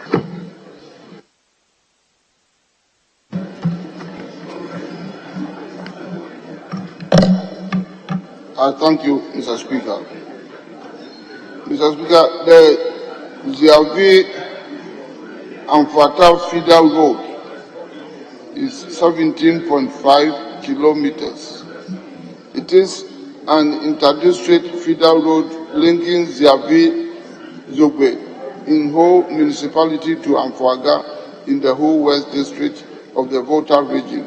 It is a gravel road with poor surface conditions. Currently, Mr. Speaker, contract for the bitumen surfacing of Ziavi and Fuata Feeder Road, measuring 17.5 kilometers, was awarded on 3rd October 2016 for completion by 17th May 2018. The contractor has delayed the completion of the works excessively by achieving only 23% progress as at the expiration of the expected completion date.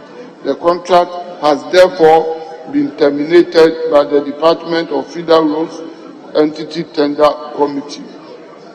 The contract will be repackaged for award as the future program for this road. I thank you, Mr. Speaker. Yes, Honourable Member for Ho Central. Mr. Speaker, I'd like to ask the Minister whether he's aware of the cause of the delay of the works. Minister, are you aware of the cause of delay of the works?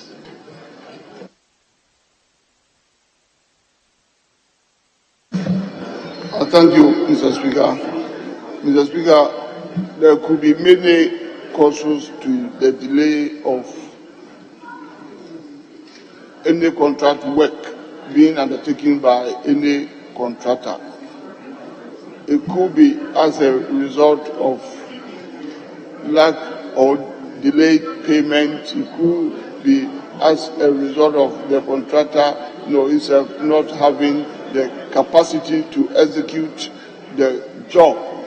And in this particular case, Mr. Speaker, I am convinced that given the background information and what I am privy to, it was lack of capacity. I thank you, Mr. Speaker. Yes, Honourable, last question. Oh, it's not the last one. Last question. Mr. Speaker, in this particular case, I am also very much aware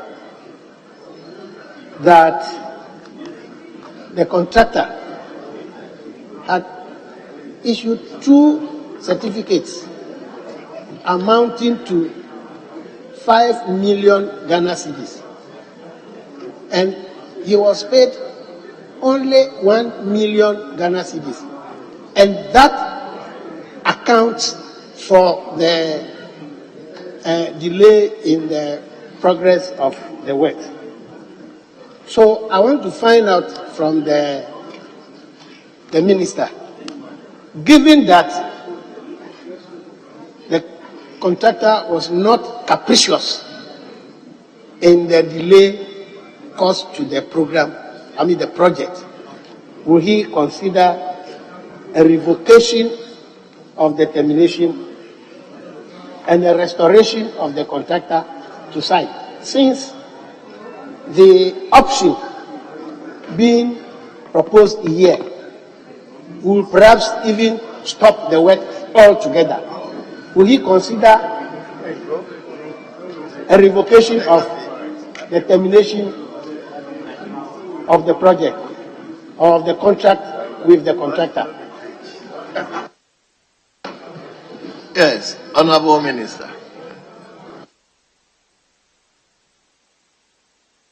I thank you, Mr. Speaker. Mr. Speaker, for his information, and I believe he knows it, the name of the contractor is Mrs. NATO Builders Limited, and the total contract sum for this project was almost 27 million Ghana cedis. So a contractor with that type of work and a contract sum of something in the region of 27 million Ghana cedis, even if he had worked up to a certified amount of 5 million, that alone should not stop the contractor from working, unless he is demonstrating his lack of capacity to do the work. And the job was terminated, and once it's terminated, if the contractor has now put himself together and wants to undertake the job and he wants to approach us and to negotiate, so be it. Otherwise, my ministry will go ahead to take fresh inventory on the project, repackage and re-award to a more competent contractor. And I want to assure you and every contractor working on our roads that yes, government is trying as much as possible to support everybody to deliver, but we would also not take it kindly with contractors who come for job, knowing very well that they don't have capacity to deliver. My ministry will no longer tolerate such contractors. Honorable members, we move to question number 485. 485. And the question stands in the member for Temali North. Temali North. Honorable Suhini, are you not aware that you are a member for Temali North? Right, Honorable Speaker, my apologies. I did not hear you at the,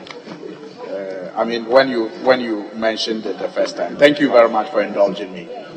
I wish to ask my uncle, the road minister,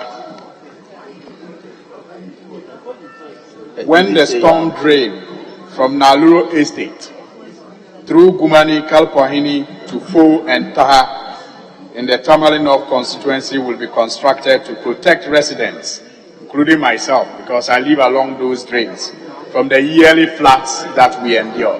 Thank you very much. Yes, Honorable Minister.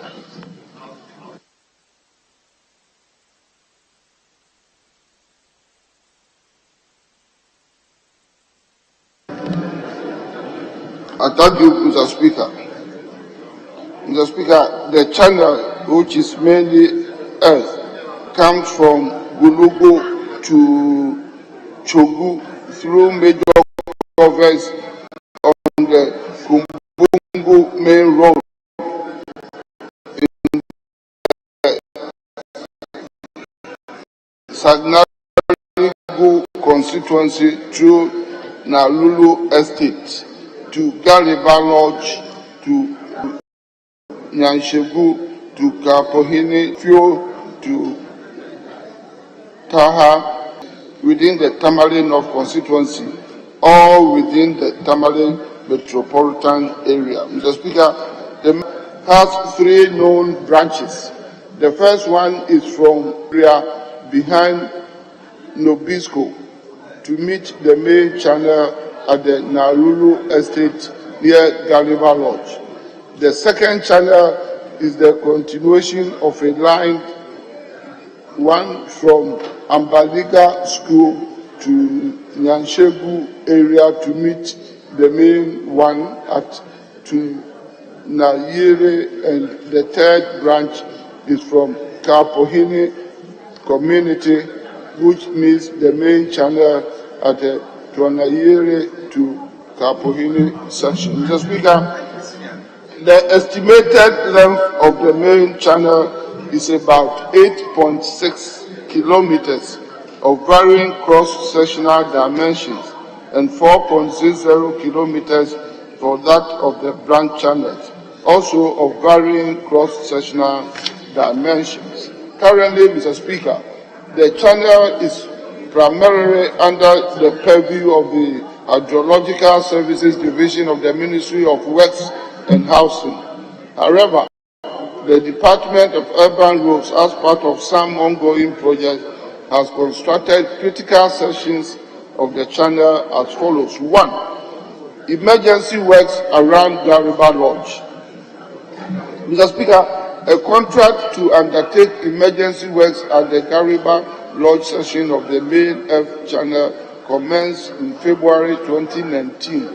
The details of the emergency works that were undertaken included, but not limited to, the following: A. Creation of the inlet and outlet channels of the Gariba Lodge culvert to improve drainage. B. Excavation to open up the intersection of Nyanshegu to Tunjani to Kapo Hini section of the main F channel, also to improve drainage. C. 100-meter and 30-meter concrete lining of the outlet and inlet channels of the Gariba Lodge culvert, respectively, to further improve drainage. Mr. Speaker, these works were completed by 20th May 2019. Reconstruction of Galugu and Gisonayere area roads in Sagnalugu municipality, known as Phase 1, measuring 4.87 kilometers. Mr. Speaker, the above contract commenced on 18 January 2021 for completion by 17 July 2022. Under this contract, one number double 3 by 2 meter box culvert was constructed at Nalulu Estate on the channel from Chogu to Nalulu Estate, which has enabled access to and from Nalulu Estate to the Kumbugu main road through the Chogu Yapasi. Mr. Speaker, works were completed by 28 February 2022. 3. Construction of one number double 3 by 3 box culvert at Chogu Yapasi to Sanalugu municipality. The above 14 August 2019 for completion by 6 November 2019. Under this contract, Mr. Speaker, one number double 3 by 2 meters box culvert was constructed on the main channel from the Gulugu to Gariba Lodge that is linking Nalulu Estate to Chogu Parsi communities on one side and to Gurugu the Sonayere communities on the other side. The works were completed by 28 May 2020. 4. Mr. Speaker, rehabilitation of Global Dream Area roads in Tamale, known as Phase 1, and measuring a distance of 4 kilometers. The above project, Mr. Speaker, commenced on 15 January 2020 for completion by 14 July 2021. There is a request pending approval under the contract to construct a 3 by 3 meters box culvert on the Fuel/Taha main road. This is to address the overtopping of the road during the rainy season. Mr. Speaker, the Department of Urban Roads will continue to liaise with the Hydrological Services Division to address flooding along the channel as its future program. I thank you, Mr. Speaker. Thank you very much. Yes, Honorable Suhini, any further question? Thank you, Right Honorable Speaker. Mr. Speaker, permit me to commend the Minister not always being present, not only because he's always present, but also for the detailed answers that he provides. I'm impressed that you did not just leave it at the fact that this Earth Channel is usually under the Ministry of Works and Housing, but has gone ahead to indicate other projects that your ministry has also done to resolve this problem.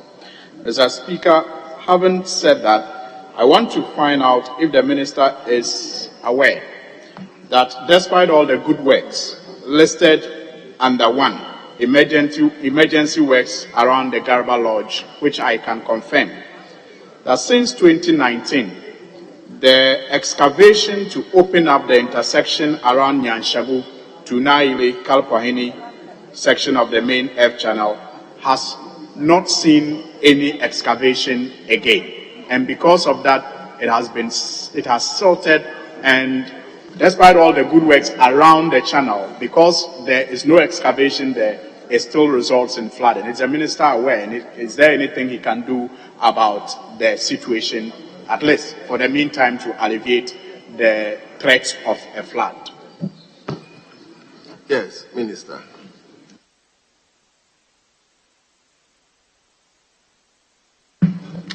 I thank you, Mr. Speaker, and I thank the honorable colleague for his kind words. Mr. Speaker, his observation is very, very true, and it may interest him to know that for the past, from Monday up to Wednesday, I was lodging at Gariba Lodge in Tamale, and that is my regular place anytime I visited Tamale. I can assure you that currently, in fact, all the regions we have put in place rapid response team in all the 16 regions of our country, to deal with emergency situations as we experience and continue to witness torrential rainfall across the country. So there is an ongoing exercise in Tamale to try as much as possible to carry out the silting works in all such drains. And the one around the Ariba Lodge is part of it. And given the importance and the emergency nature of it, we are going to ensure that at least until the hydrological services under Ministry of Works and Housing comes in to do a more detailed work on the drainage, we will continue as part of our routine maintenance program to desert that drain. And I will also take it up with my colleague Minister for Works and Housing, Honorable Asenso Boache, in this direction. I thank you, Mr. Speaker.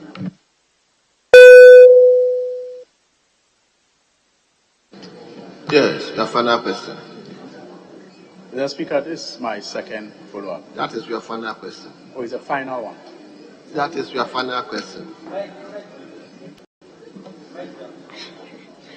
All right.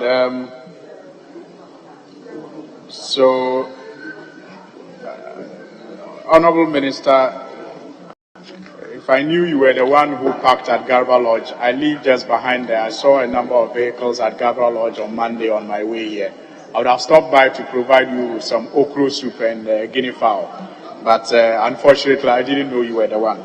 But let me draw your attention, even as I conclude with my question, that I appreciate the recognition that the hydrological services will handle it. But I'm sure you will appreciate the fact that all these good works you have done, the roads that you may be doing in the area, if that earth channel is not fixed and the flood continue, the work will come to naught because the flood waters will destroy the roads that have been constructed. So in this regard, it is my hope that you will apply some of your resources at the Department of Urban Roads to tackle the earth channel so that you can protect the longevity of the roads that you are doing. Having said that, I want to find out from you when, based on your answer on paragraph 4, the rehabilitation of the Global Dream Area roads in Tamale, when approval will be given for the pending request for the 333 by 3 meters box culvert on the Full Taha main road will be given. When will the approval for the request be given? Thank you. Yes, Honorable Minister.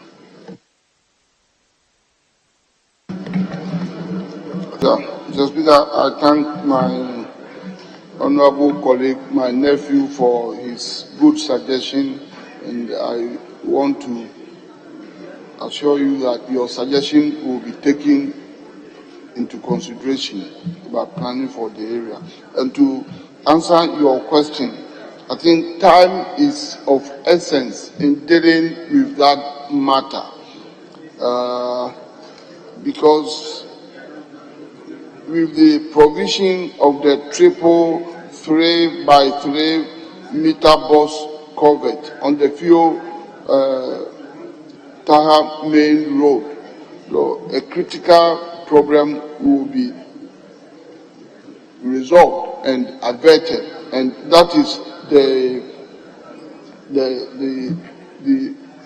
desire to stop the overtopping of the road during the rainy season.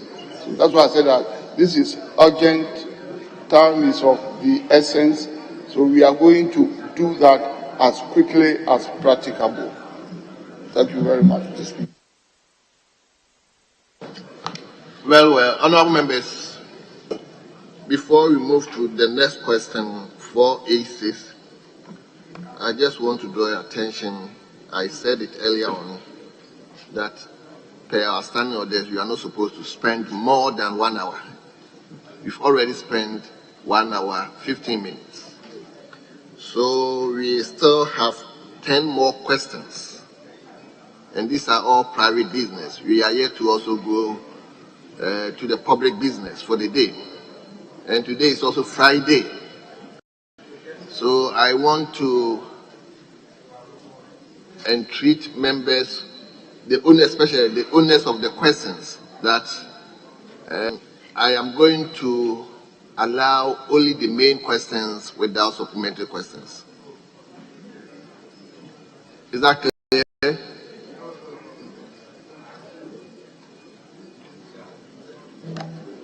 so that we'll be able to go through all the rest of the 10 questions. Yeah, Mr. Speaker, I think that is in order because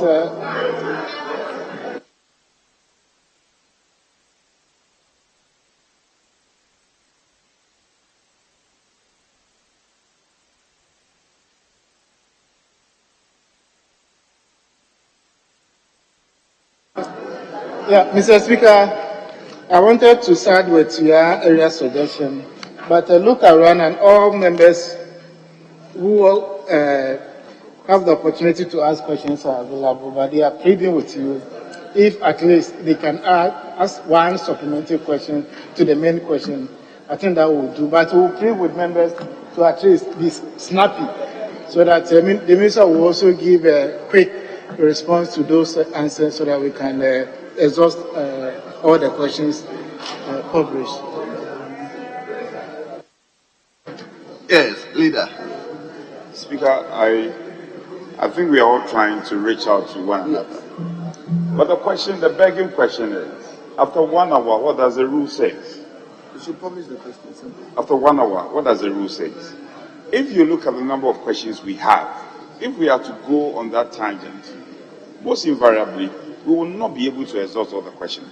And so in the wisdom of the Speaker, we should just stay clear of supplementary questions and deal with the substantive questions. Then we will leave within the 1 hour and deal with most probably all the questions. If you have supplementary questions and the 1 hour is exhausted, will you accede that we stop the questions and go to take the next item? So I want to plead with my colleague. Let's go by the wise directive by the Speaker and forget about the supplementary questions and deal with the substantive questions. I think that would be much helpful. Leader, Mr. Speaker, I think we are not splitting hairs over this matter. We are trying to build consensus so that at least we can leave you on time. So we are not arguing among ourselves. So whatever we will do that we can leave you on time. I think, yes, go, I'm in charge now.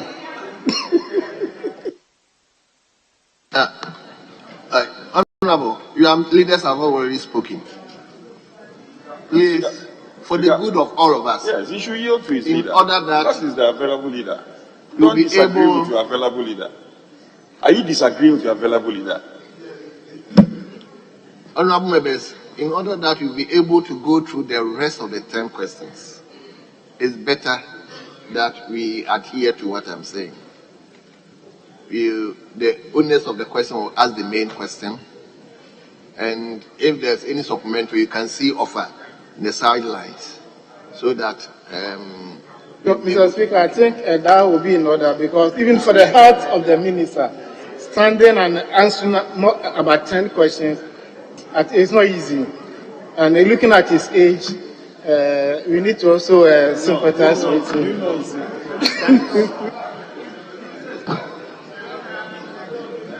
Why?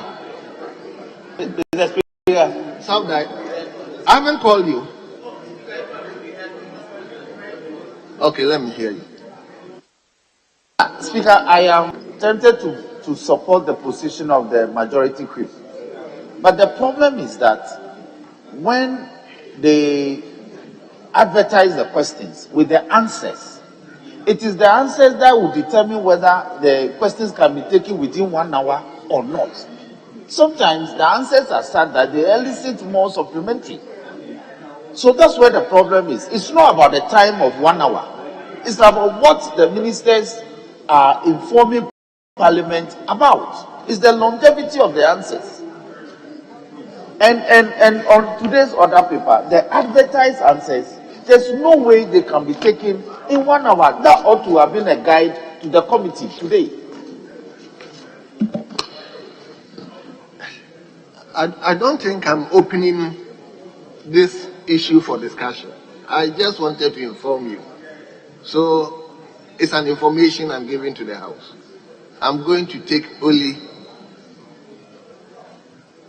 the main questions. Auntie Soa, am I with you? Thank you, Mr. Speaker. I wanted to make a suggestion. Can we reschedule the rest of the questions? Because supplementary is very key. The question I'm asking, I need to ask at least 3 supplementary questions. And if it's just to read the question, I don't think it will meet my need. So please, my suggestion is we reschedule the rest of the questions for another time. Antisowa, already you've been made aware that we have a chunk of questions that are begging for time to be answered. So many. You see, when the majority leader read the business statement, you realize a lot of members were raising the issue that their questions have not been filed and those kind of things. We have so many of them.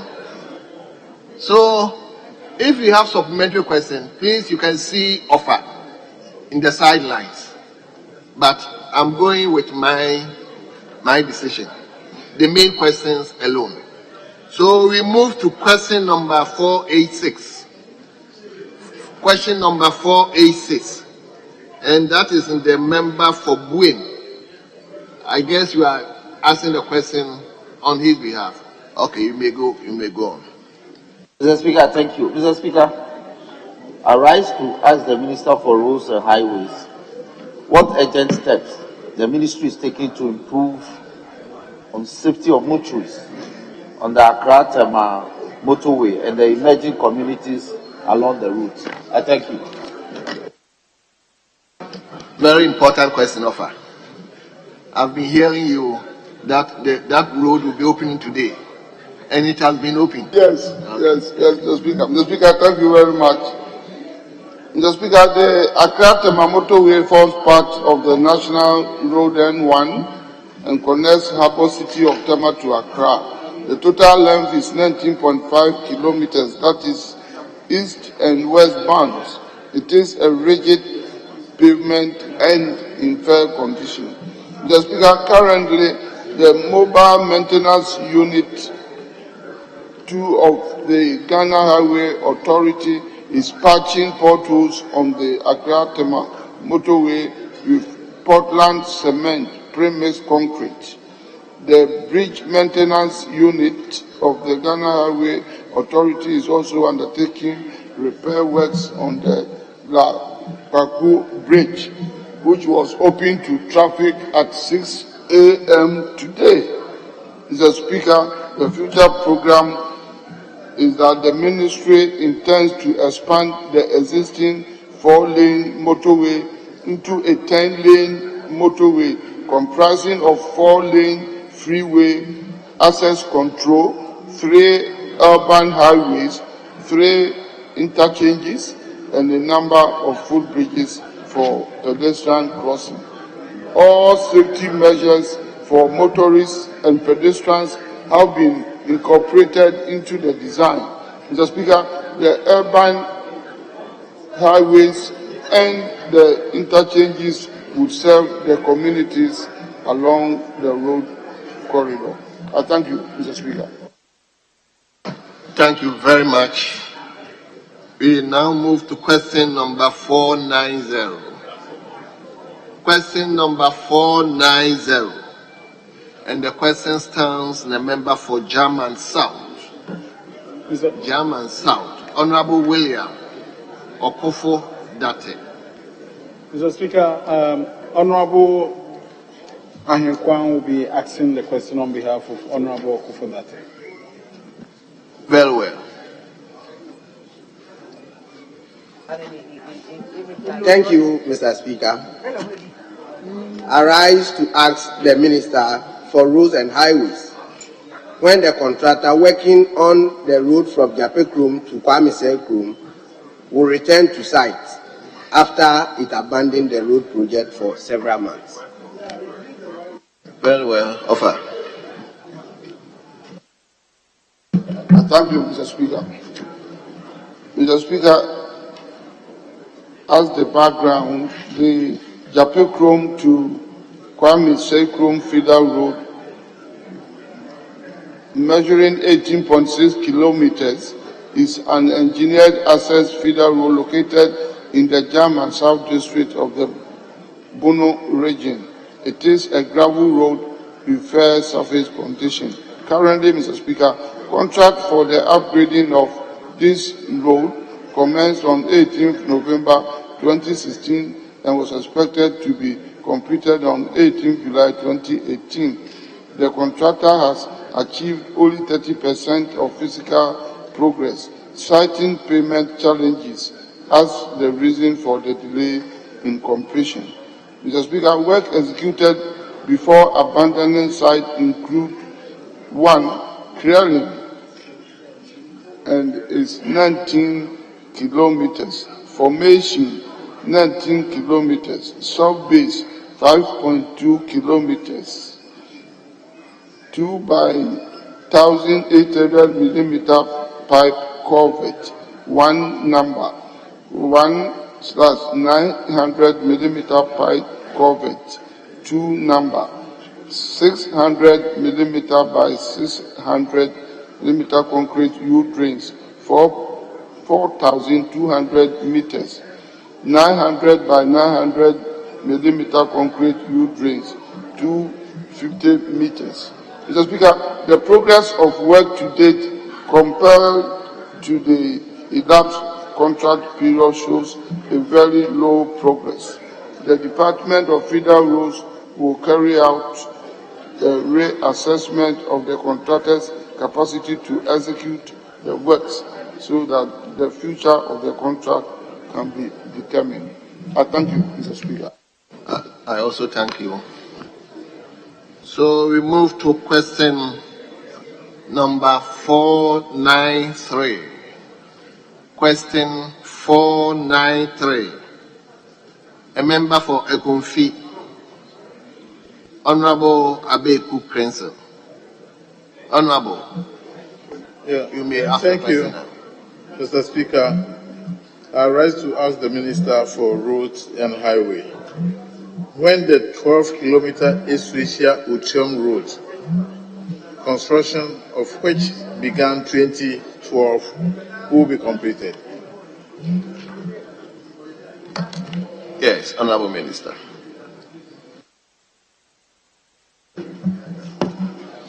I thank you, Mr. Speaker. Mr. Speaker, the Eswancia to Otuam Road is in the Ekunfi district of the Central Region. The road is part of Regional Road 62, R62, which starts from Apam through Mountford, Otuam, Eswancia, Edumakum, Esikuma to Amon Fopong. Agriculture and fishing are the primary economic activities along this corridor. Currently, Mr. Speaker, the Eswancia Otuam Road was awarded on contract under the title Resealing and Partial Reconstruction of Otuam Eswancia 16 kilometers and Otuam Town Roads covering 2 kilometers. The contract commenced on 5th May 2011 for completion by 30th November 2013. The contractor, Mr. Speaker, abandoned site after completing 57.85% of the works. Outstanding drainage structures were repackaged and awarded to a second contractor under the contract titled Construction of Drainage Structures on Eswancia to Tuam Road. That's from kilometer 0 to kilometer 10, the first 10 kilometers for the period 1st December 2016 to 26 September 2017. The second contractor also abandoned site after completing 32.62% of the works. Mr. Speaker, the Eswancia Otuam Road has been recently repackaged as partial reconstruction of Ekunfi Otuam to Eswancia Road, measuring 15 kilometers, and submitted to the head office of the Ghana Highway Authority for consideration as its future program. I thank you, Mr. Speaker. Thank you very much. I guess Honorable Delasowa is not happy with my directives, eh? I could see you doing some but just take it in good faith. So we move it to question 613. Question 613. A member for Everua Ajomoro Jula, Honorable Kofi Akon, all the way, as in Nokwe. Honorable Kofi Akon Noku. Noku. Yes. Very well. So let's hear you. Thank you, Right Honorable Speaker. I rise to ask the Minister for Roads and Highways what plans the ministry has to construct a bridge over the river Ankobra for communities on the Wioso Maham stretch to link the southern part of the constituency to the northern part, which is the economic powerhouse. Thank you, Right Honorable Speaker. A bridge for economic powerhouse. I thank you, Mr. Speaker. Mr. Speaker, the Wioso Maham Road forms part of the Jura and Yinase to Jura Wioso feeder road, which truncates at the southern bank of the Ankobra River. The overbank of this crossing point continues to Kutukrom, which is within the northern part of the Ajumoro Jura constituency and beyond to link Pristia in the Pristia to Huni Valley district of the Western region. Mr. Speaker, the installation of a bridge across the Ankobra at this point will also offer a shorter route to connect the Jura and Pristia to Huni Valley constituencies and will enhance socio-economic development of the area. Currently, Mr. Speaker, there is no program yet for the construction of the bridge.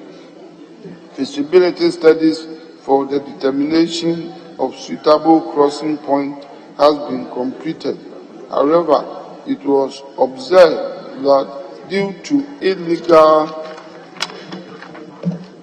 mining activities, the current width of the river is 150 meters and may require a bridge of span above 150 meters. Such a length of bridge would require huge investment. The ministry has plans to source the dedicated funding for detailed geotechnical investigation and design of the appropriate bridge structure as its future program. I thank you, Mr. Speaker. Thank you very much. Honourable members, we move to question number 641. 641. And it stands in a member for Awutu Senior West. Awutu Senior West. Honourable Gizera Tete Aboti. Honourable, you may ask your question now. Thank you, Mr. Speaker. Mr. Speaker, I rise to ask the Minister for Roads and Highways when the Awutu Township roads will be completed. Thank you.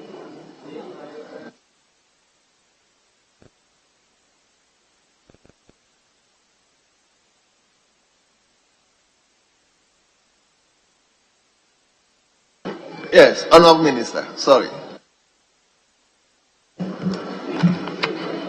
I thank you, Mr. Speaker. Mr. Speaker, the Awutu Township roads are partially engineered and poor condition. The town is located in the Awutu Senior West district of the Central Region. Currently, Mr. Speaker, contract for the bitumen surfacing of Awutu, Breku, and Bogbiasi town roads measuring 14.35 kilometers commenced on 6 September 2017 for completion by 5th March 2019. The completion date was extended to 30th October 2021, which has since elapsed.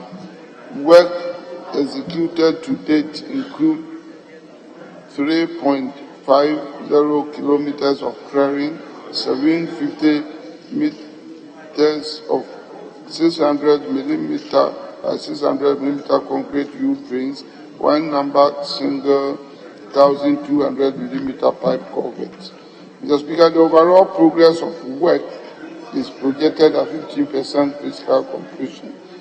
2 warning letters have been issued to the contractor to reactivate the site and expedite progress, but that has not been needed to by the contractor.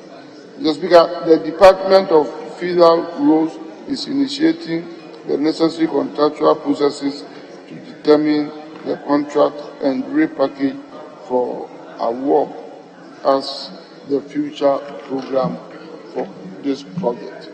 Thank you, Mr. Speaker. Thank you very much. Yes, available leader.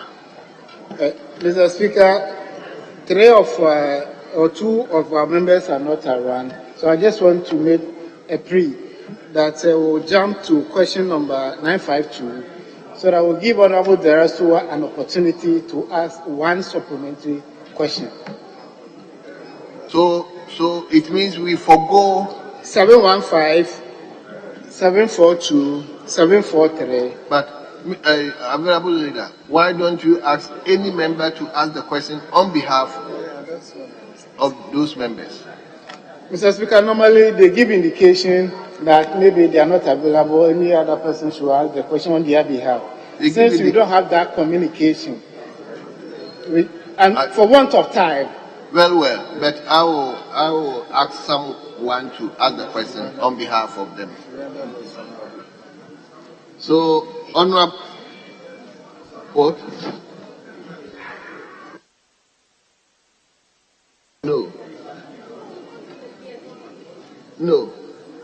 No. Please, no. I'm not giving any supplementary question to anybody. So we move to question number 715. 715. And the question stands in the name of a member for Nkwanta North, Honorable John Kwabena Otibres. So you may ask the question for and on behalf of the honorable member. Mr. Speaker, I rise to ask the Minister for Roads and Highways when the following roads in the Nkwanta South constituency will be awarded to contractors, since the estimates have been prepared and approved for several months now. I, Pesa Tinjasi, Pesa Kabongula. Pesa Kabongula. Yes, Honorable Minister. Thank you, Mr. Speaker. Mr. Speaker, Pesa Tinjasi. Mr. Speaker, this road forms part of the Pesa Tinjasi to Nabu border feeder road of length 24.8 kilometers. It is an engineered feeder road located in the Nkwanta North District of the Oti region. Currently, Mr. Speaker, contract for the bituminous surface dressing of Pesa Tinjasi feeder road measuring 24.8 kilometers and Pesa town roads of 1.20 kilometers was awarded on 4th November 2015. Works commenced on 6 January 2016 with an expected completion date of 6 January 2017. The contractor vacated site in 2016 after executing only 11% of the works. The contract was recommended for termination in October 2020 and was terminated on 17 June 2021. Works executed as at termination include 1. Clearing and formation covering 26 kilometers and construction of 600 millimeter U drain, that is 300 meters. Mr. Speaker, engineering design and condition survey have been conducted on the outstanding works and estimates prepared for consideration under the 2023 budget. Kwasa to Kabong Wuri Road. Mr. Speaker, this road is a 10.6 kilometer partially engineered and 2 kilometer unengineered road located in the Nkwanta North District. Honorable Minister, hold on. There are a lot of meetings. Deputy Minister, all the meetings in the House must cease. Offer, we are listening to you. I thank you, Mr. Speaker. Mr. Speaker, I was dealing with the Kwasa Kabongwuli Road, and I did say that this road is 10.6 kilometer partially engineered and 2 kilometer unengineered road located in the Nkwanta North District of the Oti region. The entire road is in poor condition and leads to farming communities. Currently, Mr. Speaker, there is no upgrading or rehabilitation program on the road. Engineering design and condition survey have been conducted on the road for rehabilitation. However, the execution will be considered under the 2023 budget as the future program for this road. I thank you, Mr. Speaker. Thank you very much. So we can now turn to question number 742. Question number 742. A member for NABDA, Honorable Dr. Mark Ket Nawani. Yes. Honorable available leader may ask the question for and on behalf of. Mr. Speaker, I rise to ask the Minister for Roads and Highways the status of the Azonge Zalerugu Pelungu Sekote Road, which was under construction but currently appears to have stopped. Very well. Honorable Minister.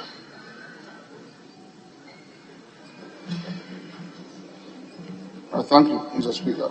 Mr. Speaker, the Azonge Zalerugu to Pelungu to Sakoti Road is a 16.5 kilometer engineered road located in the Namdam district of the Upper East region.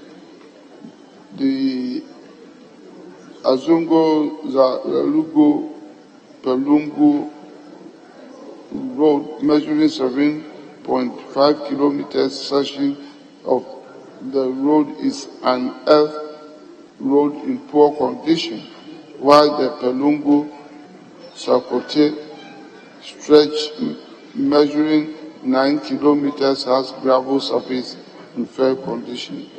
Mr. Speaker, currently, 1. Azongo Zalerugu Pelungu feeder road measuring 7.5 kilometers. The contract for the bitumen surfacing of this feeder road was scheduled to commence on 22nd May 2018 for completion by 21st May 2019. The contractor abandoned the site after achieving a physical progress of 23%. Warning letters were issued to the contractor to reactivate the site, but the site continues to be inactive. Mr. Speaker, the Department of Federal Roads has initiated the necessary contractual procedure to terminate the contract and repackage for award under the 2023 budget. 2. The Lungu to Sakote feeder road measuring 9 kilometers. Mr. Speaker, contract for the rehabilitation of this road was awarded as part of the contract titled Rehabilitation of Lungu to Congo Feeder Road and others, measuring 40.60 kilometers. The contract commenced on 22nd May 2018 and was scheduled to be completed on 21st August 2019, but was extended to 20th February 2021 due to additional works issued to the contractor. Mr. Speaker, the specific activities carried out on the Pelungu to Sakoti Road included clearing and formation of the road, construction of drainage structures, and graveling of the entire 9 kilometers, which were completed in August 2019. There has been a washout at kilometer 3 plus 70, where a box culvert is located. Hydraulic and hydrological studies are to be carried out to determine the size and number of extra drainage structures to be installed within the affected section in order to provide adequate capacity to prevent future overtopping of the road. Mr. Speaker, as part of the future program, the department has initiated the necessary contractual process to terminate the Azonge to Zalelugu to Pelungu road contract. The outstanding works on this contract will be repackaged together with the extra drainage structures to be provided on the Pelungu Sakoti section for re-award after termination. I thank you, Mr. Speaker. Thank you, Offer. So, NABDAM again. Dr. Mark Nawan on question 743. So, Honorable Available Leader, you may ask that question as well. Right, Mr. Speaker, respectfully, I rise to ask the Minister for Roads and Highways the status of the Congo Bongo Soy Akuyanga Road.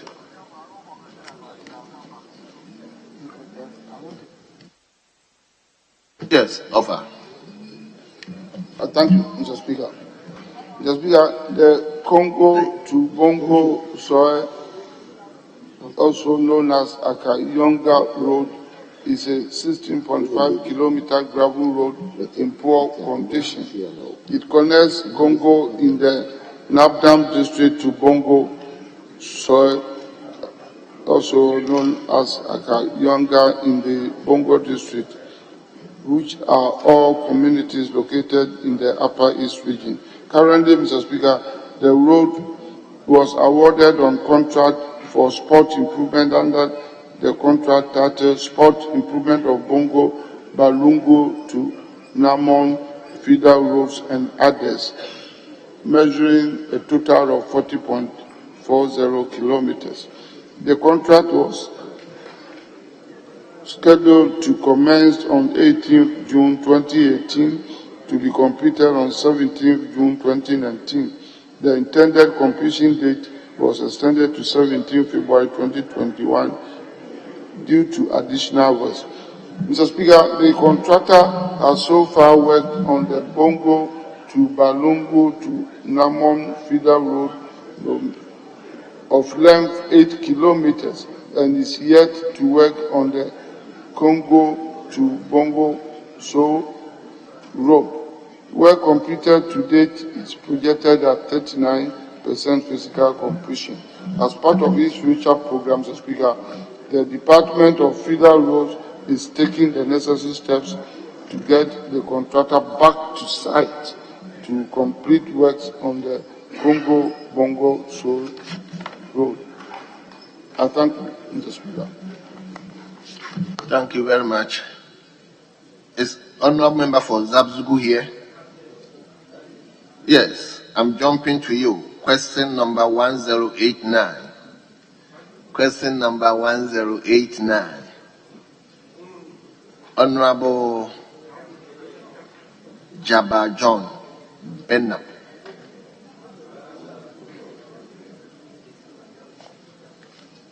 Yes, Zabzugu.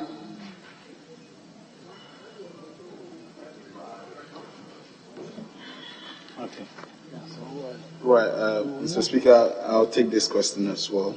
Okay. Mr. Speaker, I rise to ask the Minister for Roads and Highways why the contractor on the Goi Kukani Dagbani through Gotania to Benin Kundu Road construction project has been abandoned. Sorry.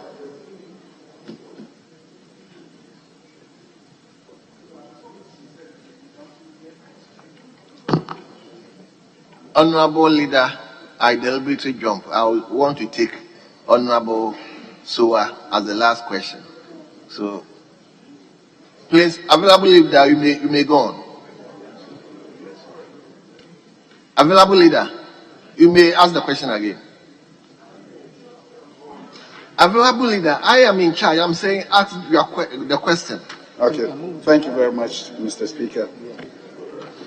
Mr. Speaker, I rise to ask the Minister for Roads and Highways why the contractor on the Goi Kukani Dagbani through Gotania to Benin Kundu Road construction project has been abandoned site since November 2020, and when the contractor will return to site. Yes, Honorable Minister.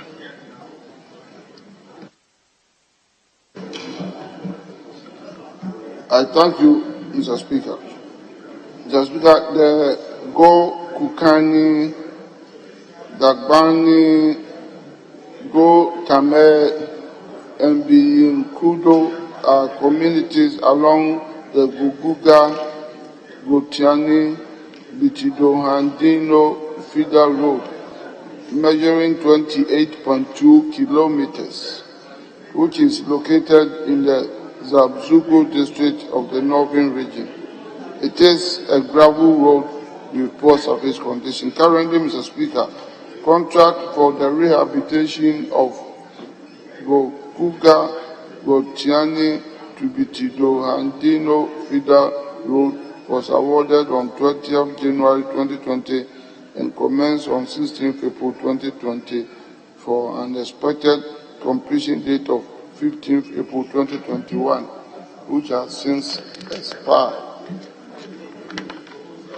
Mr. Speaker, the contractor's presence at site has been erratic, and he has cited delay in payment as a major challenge, which has greatly hampered their program to complete the works on schedule.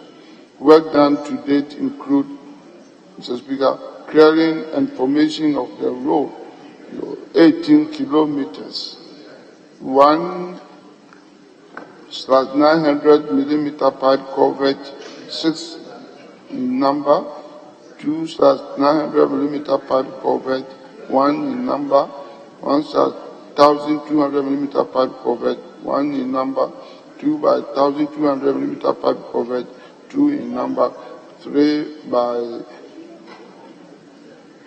1,200 millimeter pipe covered, 1 in number. Progress of work is projected at 20% physical completion, and Mr. Speaker, a warning letter has been issued to the contractor on the slow progress and delay in completing the works. The contractor's response to the warning to reactivate the site will be monitored, after which the necessary recommendations will be made as part of the future program. I thank you. Thank you very much.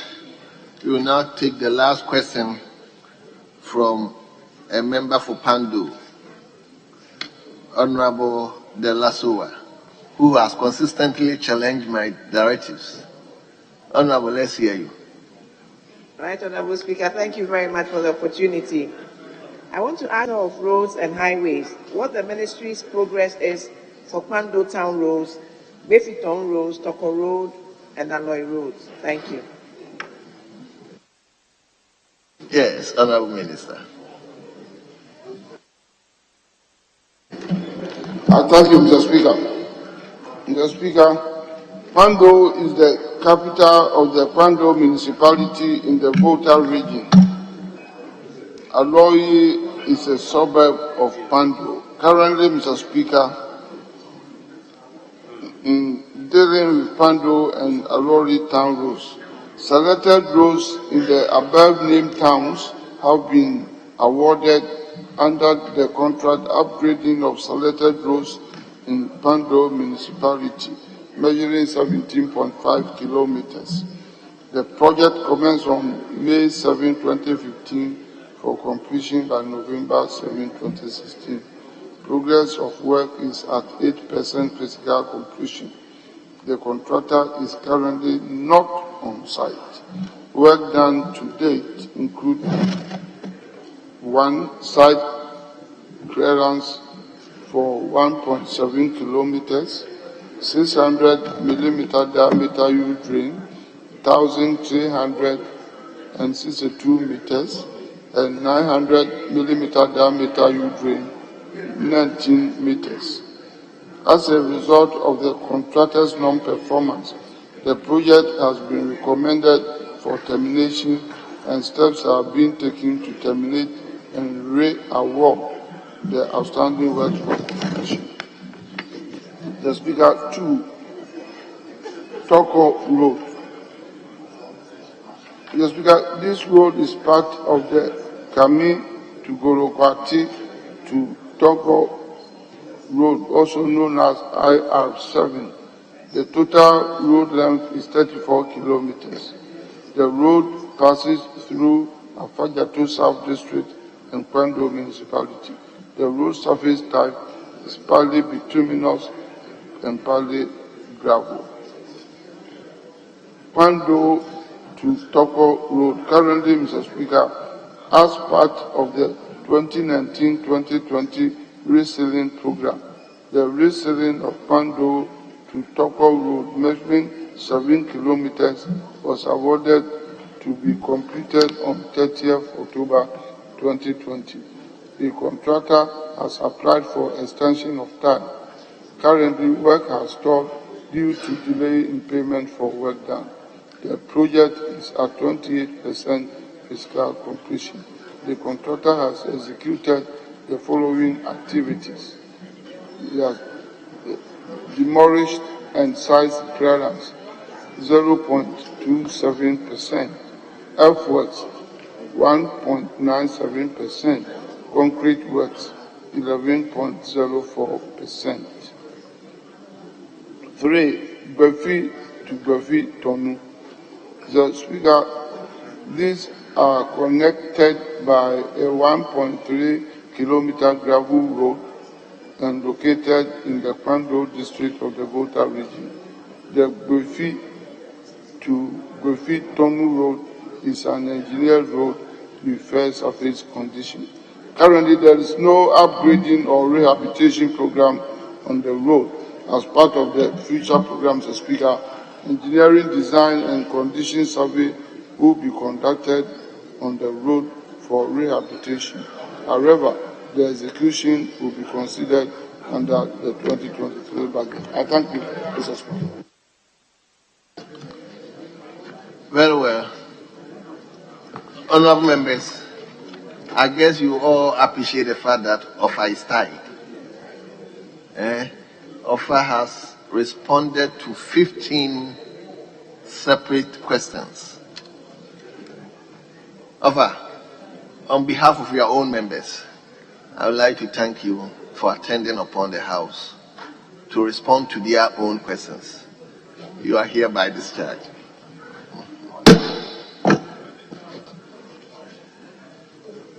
Yes. Honorable members, we are now about to commence public business. Speaker, exactly so, public business. And we go on to other paper addendum. And item 1, starting from there. The chairman and the ranking, all of them are here. Very well. I will invite the first deputy speaker to take the chair now.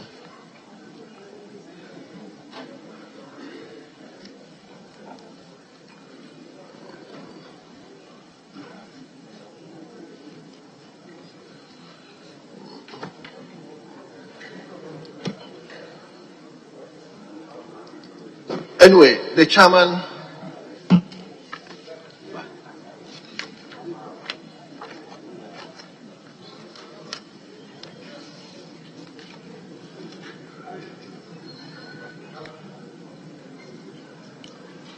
So, item number 1, Ghana Standard Authority Bill 2022 at the consideration stage.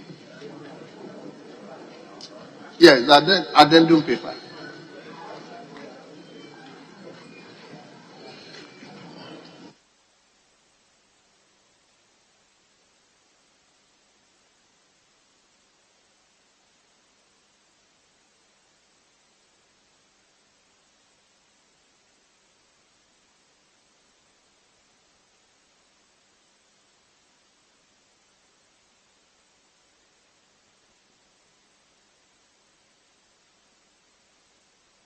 Yes.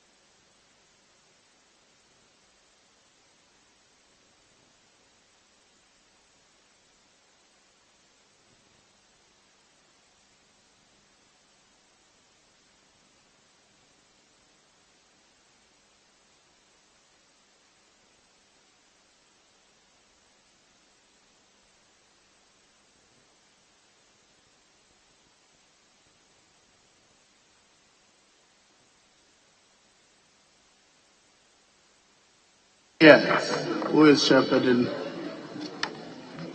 Who is shepherding there? Yes, Honorable. Let's start with clause 1.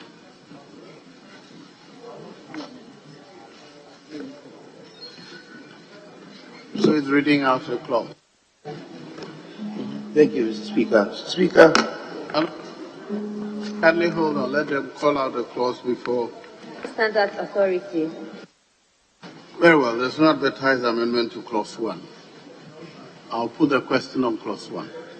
All in favor of clause 1 being a part of the bill, say aye. All against, say no. The ayes have it. Clause 1 is ordered to stand part of the bill. Clause 2. Objects of the authority. Yes, Chairman.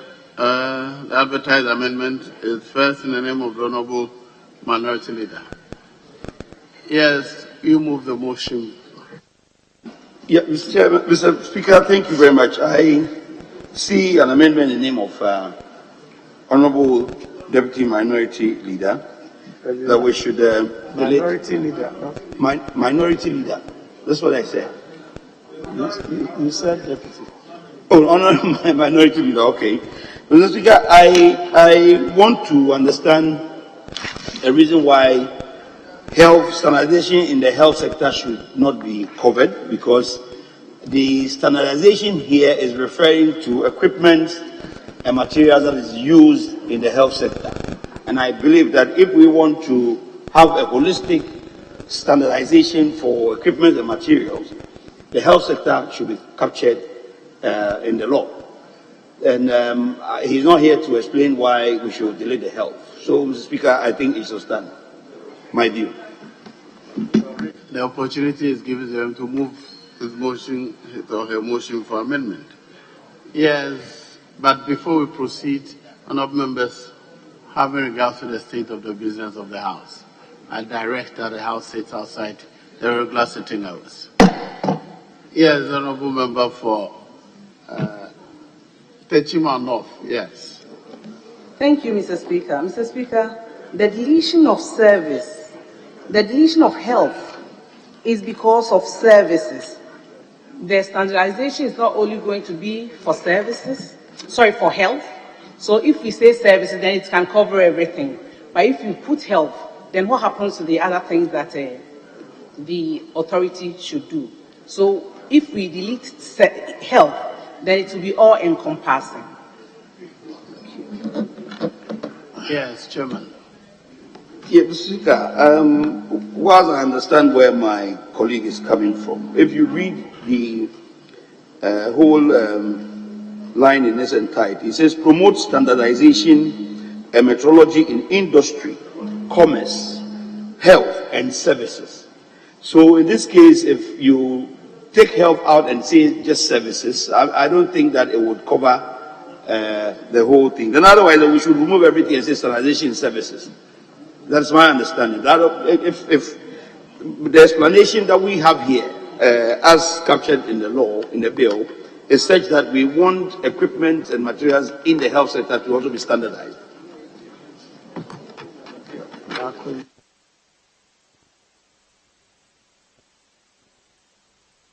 Yes. Yes, available leader. Mr. Speaker, if you turn to the definition section, service has been defined. And service means a variable action, deed, or head performed to satisfy a need or fulfill a demand. So my leader is proposing that if we delete health and maintain services, it so covers it. That's the point he's making.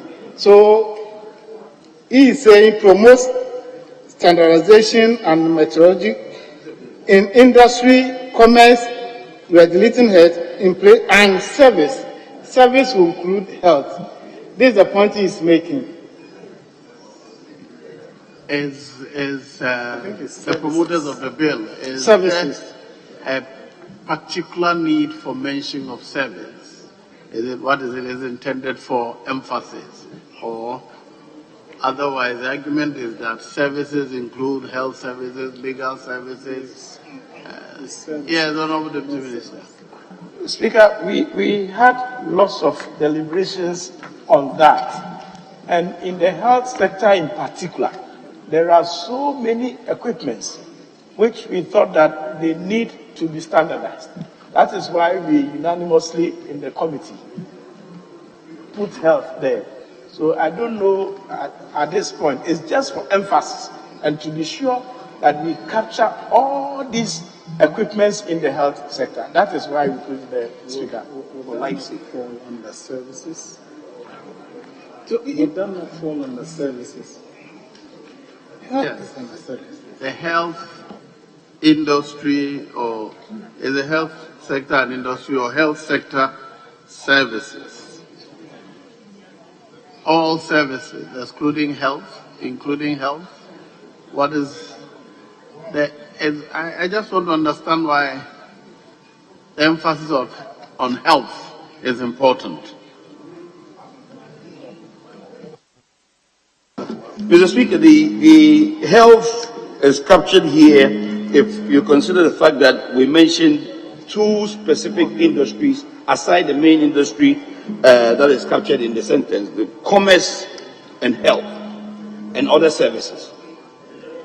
Because here, as far as we are concerned, health has got to do with life and death, and standardization is very important. So if you change it to, let's say, promote standardization and metrology in industry, commerce, health, and other services, would that satisfy you? Health, instead of deleting health, you leave health there, and then you add other after end. Mr. Speaker, in a way, it will compensate for other services that will happen because it can be agriculture. And if you don't put other, then it means next time when the authority wants to deal with something else, they will say that once they brought health, if they wanted to add agriculture, they would have said so. But I think other will cater for it. So the rendition will then be promote standardization and metrology in industry, commerce, health, and other services. Yes, available leader. Mr. Speaker, I think the chairman is not convincing us enough because you have a health service regulatory body which regulates the activity under health. So if you want to make emphasis under health here, I mean, you are taking some functions from health regulatory authorities. For example, here, what they are to regulate or promote is standardization in metrology, things that you are to use to measure in commerce, to measure in industry, to measure in health services, because there's NPA, but it is the standard authority that would measure the meter by which you use to dispense fuel. So it's the metrology, the metering, which this one is regulating. Is that clear? Very well. So the new rendition, let's agree, is promote standardization and metrology in industry, commerce, health, and other services. All in favor of the proposed amendment, say aye. All against, say no. The ayes have it. The amendment is carried. Item II, Clause 2, also in the name of the Honorable Minority Leader. It says delete item E. Are you moving that on his behalf also?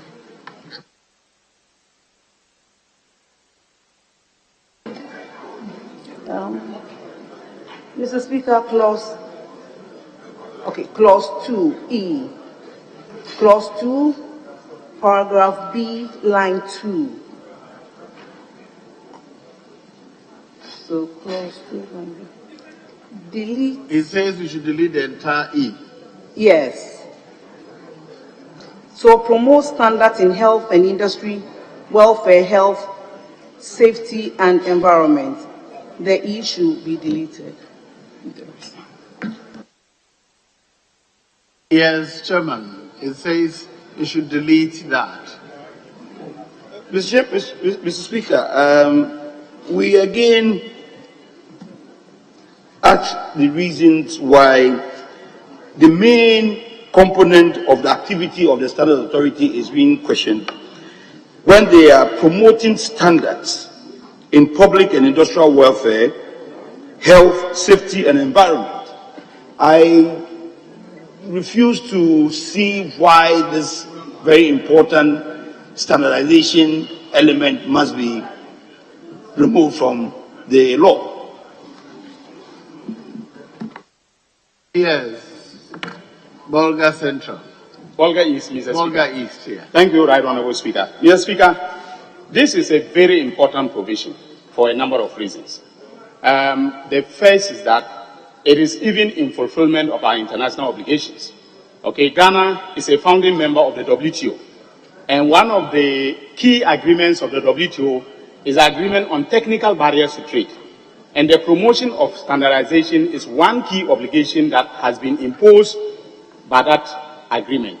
So standard organizations, national standard organizations have a duty to promote standardization, especially in the adoption of international standards. So it's a very important obligation that we should not, take away from the bill. Thank you, Mr. Speaker.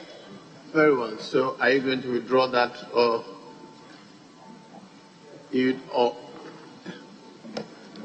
Mr. Speaker, I think we will not belabor that point and let it go. Very well. So I'll put the question on the entire clause 2. And the question is that clause 2, as amended, shall stand part of the bill. All in favor say aye. All against say no. The ayes have it. Clause 2 as amended is ordered to stand part of the bill. Clause 3. Functions of the authority. Clause 3, amendment proposed. Also in the name of the Honorable Minority Leader. Yes. Mr. Speaker, Clause 3, Sub-Clause 2,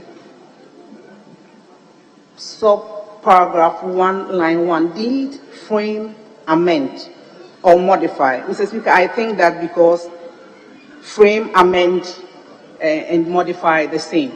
So if we say prepare modify, maintain, and promulgate national standards is the same. If you frame, you amend, it's all modification. So I think that once that is deleted, it does not affect the substance of that clause.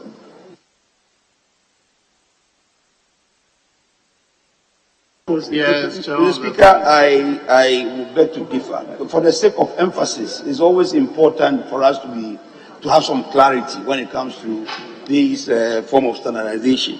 So for me, if the intention is just to remove, frame, amend, and just make it prepare or modify, then we will better, and if you think, as my colleague said, that the modify also qualifies the framing and amending, then why don't we just leave it in there for the standardization authority or organization to be able to, as it were, have enough room to operate? Because I believe that if you prepare, you frame, you amend, or modify, it gives you that authority or that, enough room for you to be able to operate and standardize goods as much as you want.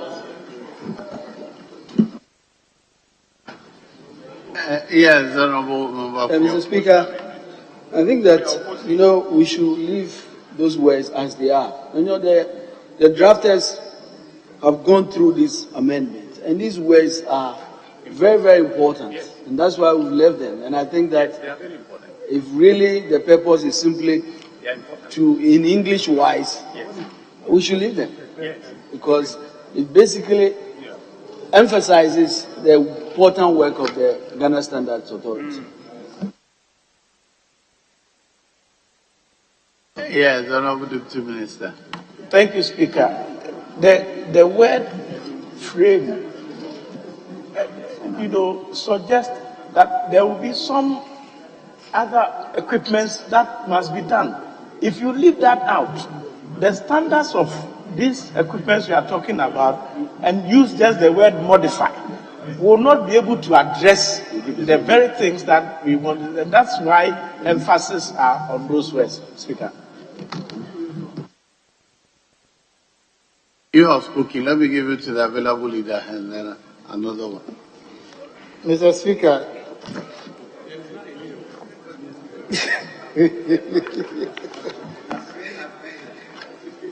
Mr. Speaker, they are going to prepare, frame, and amend. What's the difference between prepare and frame?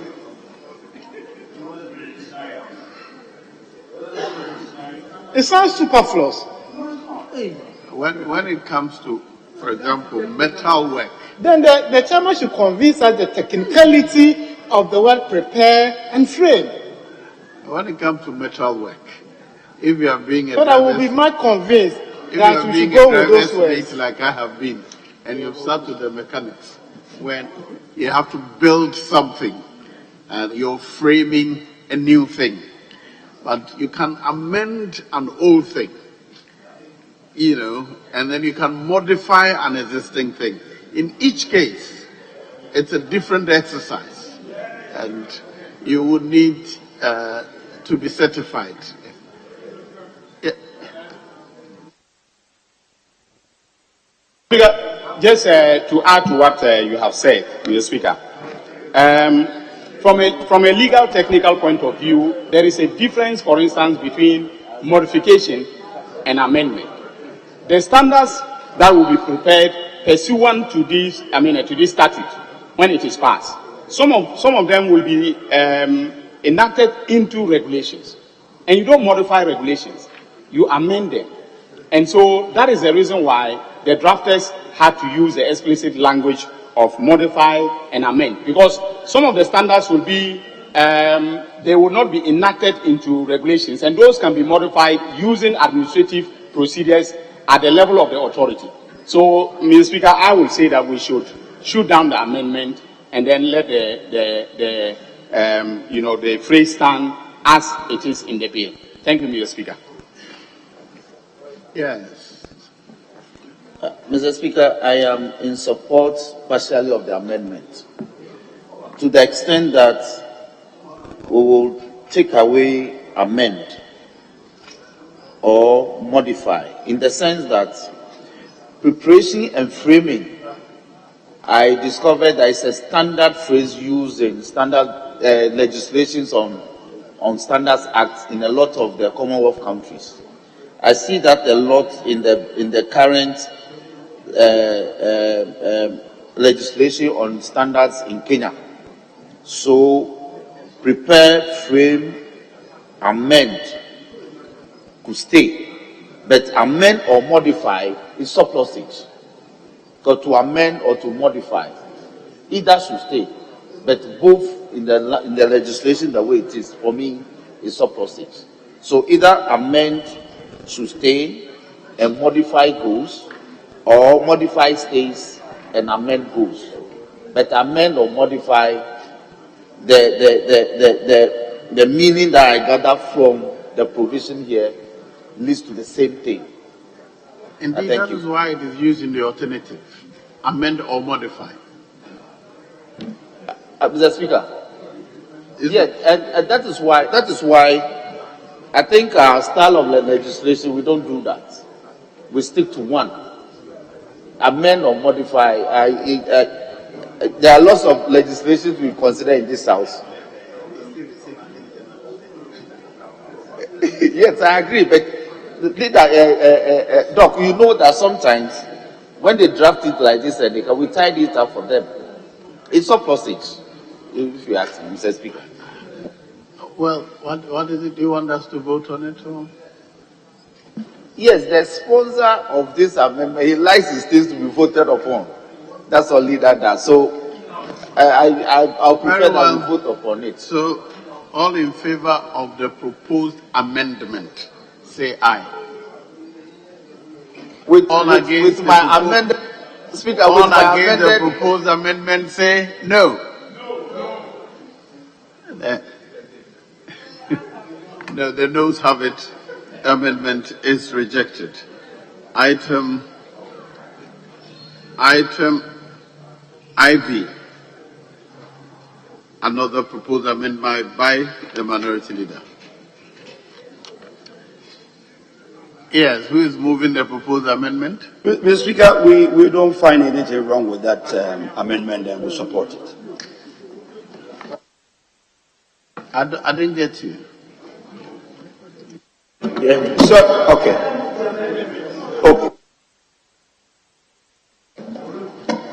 Mr. Speaker, the proposed amendment is in clause 3, subclause 2, paragraph A, subclause 3, line 1, delete encourage educational work and insert undertake public education.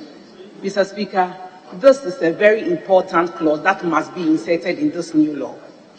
Public education, it must be their responsibility to undertake public education instead of encouragement. If it is their responsibility, then the person in Chobodom will know that if they are coming to buy tomatoes with boxes, a certain standard must be respected. And so public education must be their responsibility once this law comes to force. Thank you, Mr. Speaker. Yes, Honorable. Mr. Speaker, the proposed amendment will make the new rendition undertake and undertake. So you should look at the amendment again. Because if you are deleting encourage educational work and insert undertake public education, the new rendition will read undertake and undertake public education. So you should look at it. So one should go.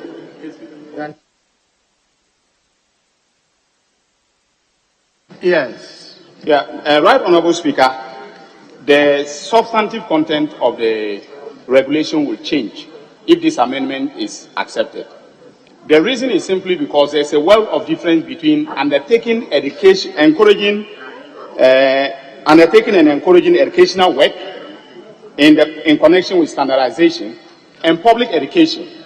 Okay, public education is just a question of sensitizing the public about the standards that have been formulated and prepared or published by the authority. Undertaking educational work relates to research into standards.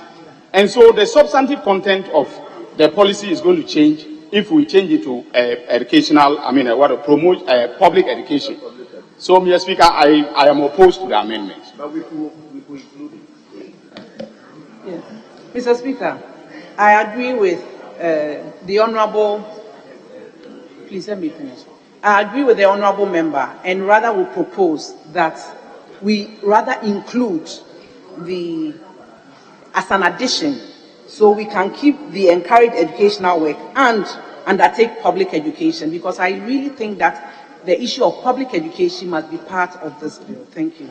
So you formulate a new sub-clause and propose where it should be added. Once it is agreed, the draft persons will insert it at the appropriate location. Okay? Very well, Mr. Speaker. But this proposed amendment is consequently withdrawn.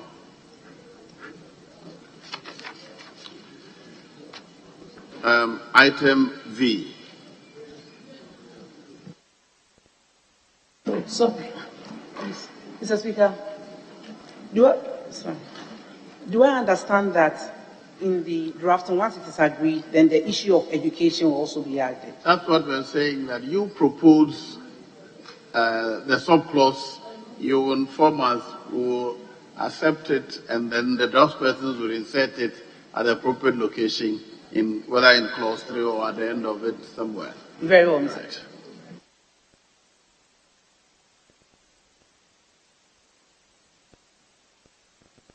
Very well. I am advised that I can direct the draft persons to formulate and insert. And I hereby direct the draft persons to formulate and insert a subclause that authorizes the authority to undertake public education and standardization. I so direct. Item V, clause 3. Subclause 9. Yes, Honorable Member for. Thank you, Mr. Speaker. Mr. Speaker, the proposed amendment is to delete the clause 3(9) and to insert a new rendition. The functions of the authority shall include the functions performed on goods and services by other regulatory bodies specified in an enactment. Mr. Speaker, this is an amendment that we've consulted broadly on. The FDA, this is an FDA proposed amendment. The Ghana Standard Authority does not have any problem with that. The intention is to make sure that we avoid a conflict of mandate. This House has already, in the FDA Act, given the FDA the authority to regulate goods and services, and we are just making it very clear. The Food and Drugs, yeah, to very clear, and that's why this amendment is very important. Thank you. Yes, Chairman. Mr. Speaker, whilst I like to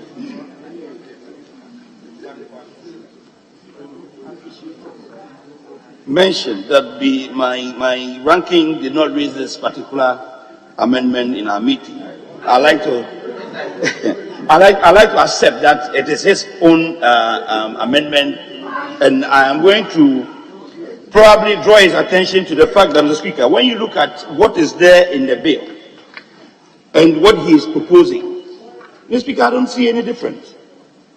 The 3(9) says that the functions of the authority shall not derogate from the functions of a regulator of goods and services specified under an enactment.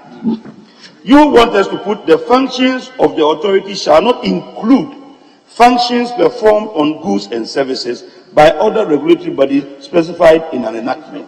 The Speaker, what is the difference? And I am trying to draw the distinction here that if you put these goods and services as captured in the law and as captured in this amendment, if you superimpose them, there is no difference in the sentence that he is trying to change. I don't see anything wrong with what is in the bill, Mr. Speaker. Thank you. Well, I see a difference. And the difference is that if you leave 9 as it is, you give concurrent jurisdiction about certain functions to this authority and other authorities.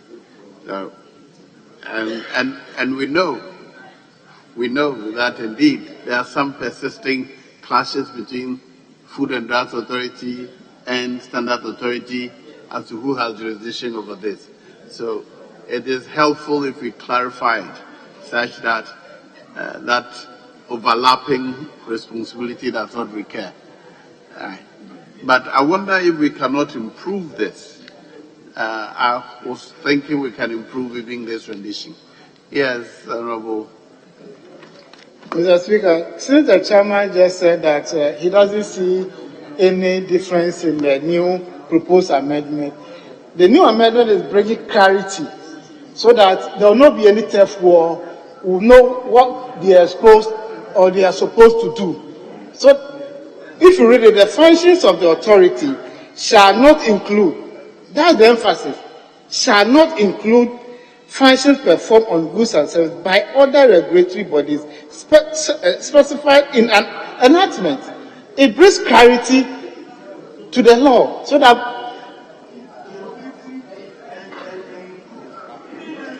it's semantics. But this one, it brings more clarity so that we'll let them know their core mandate and their function. So what is, so Mr. Speaker, I support the proposed amendment. Let's try and improve it so that it will be clear. Yes. It's the proposed amendment is using the words performed regulatory bodies, shall not include functions performed on goods and services by. You may have a body usurping a function not assigned to it by law. So rather than using performed by, we should use assigned to. The functions of the authority shall not include functions assigned to other regulatory bodies in an enactment, so that you don't take it and say, I have been doing it, even though the law has not given it to you. But what has been given to you by law, this new body cannot go into that area. Is it clear?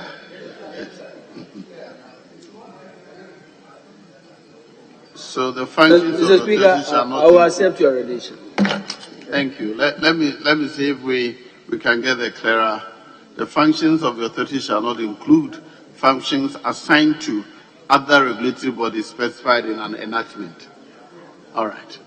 All in favor of the proposed amendment, say aye.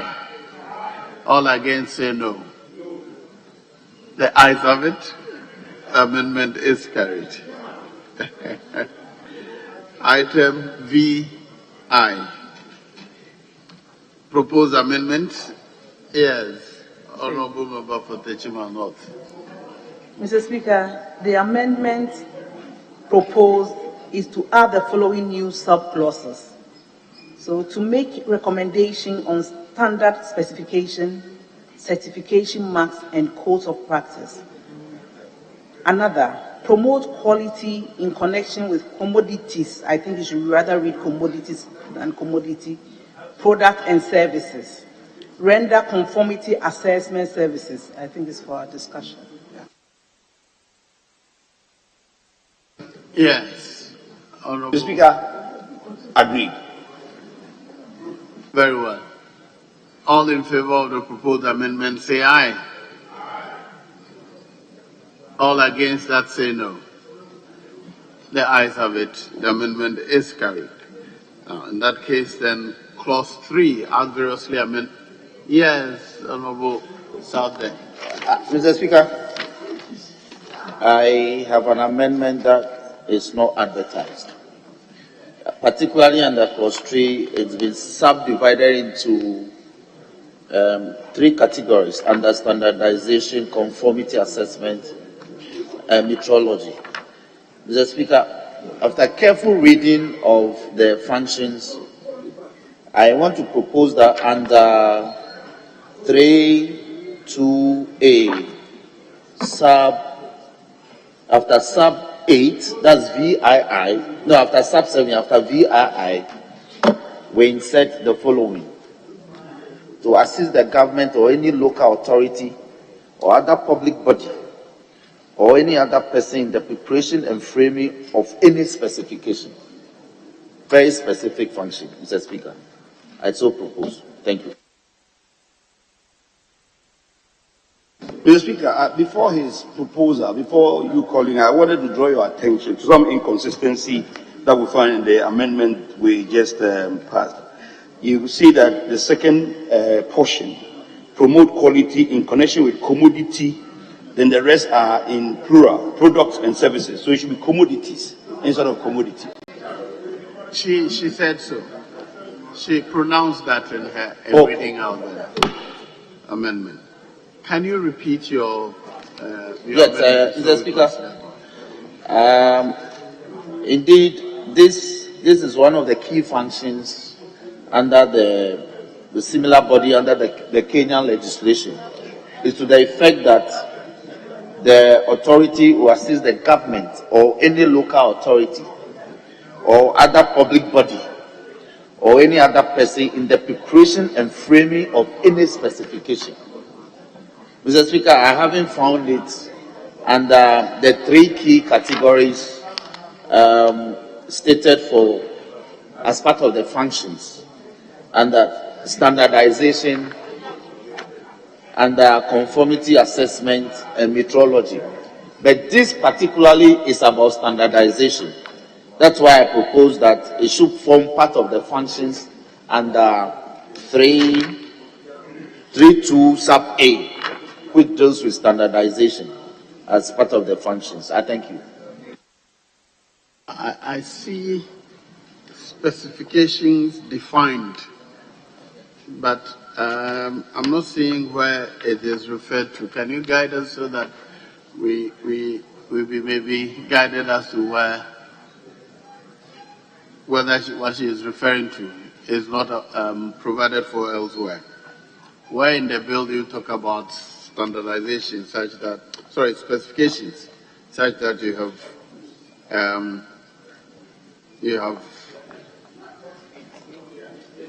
Yes.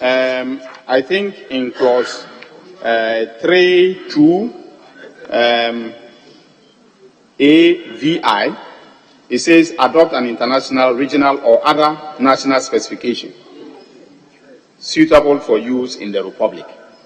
So that is the clause in which, the sub-clause in which specification has been used. Yes. Yes, the proposed amendment is that the authority shall. I want us to be clear so that we vote on his proposed amendment before we go to. Yes, South Day or not Day? South Day, Mr. South Day, yeah. South Day, can you reformulate? Please listen and write it down, because once you get the essence, then the dot persons can clean it up if need be. I should read it again. Okay. My proposal is that after 3 sub 2A, that's under standardization, we have a chain of functions there up to 7, Roman 7. After that, before we go to B, conformity assessment as a new category, we should have this as the 8, Roman 8, which is to assist the government or any local authority or other public body or any other person in the preparation and framing of any specification. It is not. It's not. Let's look at clause 48. I'm seeing something, fiscal standards. Primary standards. The authority may procure or prepare and maintain a national prototype standard of mass and measure of the units of international systems of units to be known as the primary standard specified in part 1 of the first schedule. The authority shall calibrate and certify the primary standards in terms of international prototype standard of mass measure, which is maintained and kept by International Bureau of Weights in a manner that the authority may determine. The primary standard shall be the primary standard of mass and measure, by reference to which standard of mass and measure shall be maintained in the country. The primary standard shall be in the form and of the material that the authority may direct. You think it will satisfy what you're proposing, the clause 48? Mr. Speaker, that is so. Very well. So we will still adopt this and leave it to draft persons if it does not conflict. Yes, Chairman, what do you say? Agree. Mr. Chairman, ordinarily I wouldn't have any problem. I will leave it for the drafters to take care of. Very well. So we will take a vote on it. Very well. So I'll read it out. To assist the government or any local authority or other public body or any other person in the preparation and framing of specifications. All in favor of the proposed amendment, say aye. Aye. All against, say no. The ayes have it. The amendment is carried. The draft persons hereby ordered or directed to insert this new clause if necessary at the appropriate location. Now, with that clause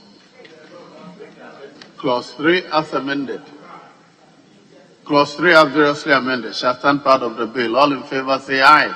Aye. All against say no.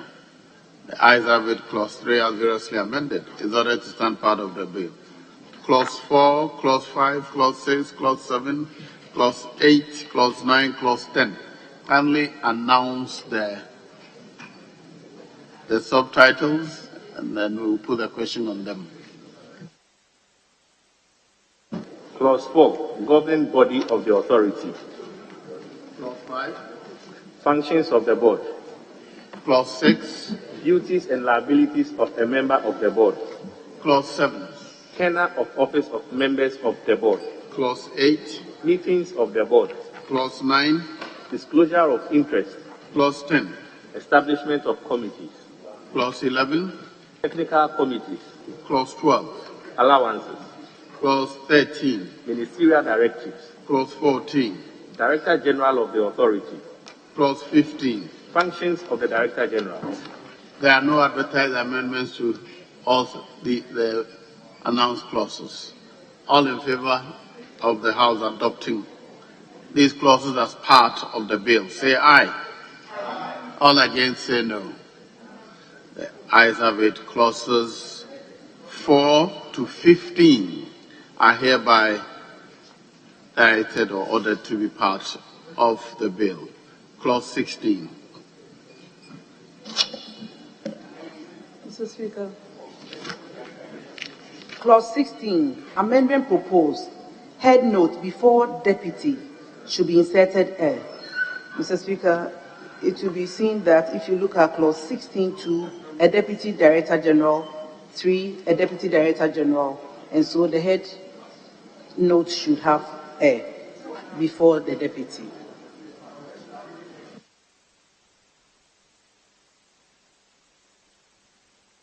Yes. Agreed, Mr. Speaker. The heading. The proposal is to insert A before Deputy Director General in the head note of clause 16. Is that appropriate? I wonder. Yes. Mr. Speaker, I'm tempted to disagree with the proposed amendment. So the head note, appointment of Deputy Director General. 1, the 2, a Deputy Director General shall hold office. 3, a Deputy Director General is making an emphasis of a Deputy Director General. So the head note at least can stand as it is, because the emphasis has already been made in the subject matter.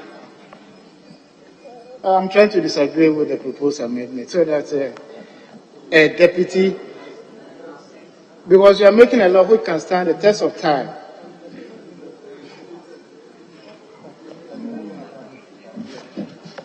Yeah, Mr. Speaker, I think this is a clear situation where we can leave to the drafters to handle. This shouldn't be a problem. I think so. We'll leave it to It the doesn't draft change the meaning. persons to do the appropriate one. This is a drafting issue. It's not a substantive issue. Speaker, Yes. I think the import of the head note is that we may not have just one deputy. We may not have just one deputy. Sometimes we may have 2, 3 in charge of some specific, either operations, administration, or something. So it serves a purpose. If you take the definite article out, it's a problem. It conveys the import of the provision for me. Very well. So we'll leave it as it is and proceed. Clause 16 shall stand. Yes. Mr. Speaker, I just want to call on my colleague to withdraw the amendment so that no, but the explanation even the two of us gave. Yes, Speaker, I tend to share the suggestion the Honourable Dafemepo put out, and the necessity of the definite article there. But having said that, I think that, as you rightly observed, we should probably leave this to the drafters to take a definite decision on. Yes. But I agree with your suggestion. However, we should just leave it to the drafters to handle this. Yes, as a director, this is a drafting issue. I'll leave the directors to do the appropriate after. So I'll put a question on clause 16. All in favor of clause 16 being a part of the bill, say aye. All against, say no. The ayes have it. Clause 16 shall stand part of the bill. Clause 17. Solicitor Secretary. All in favor of clause 17 being a part of the bill, say aye. All against, say no. The ayes have it. Clause 17 is ordered to stand part of the bill. Clause 18. Appointment of other staff of the authority. There's no advertised amendment to clause 18. All in favor of clause 18 being a part of the bill, say aye.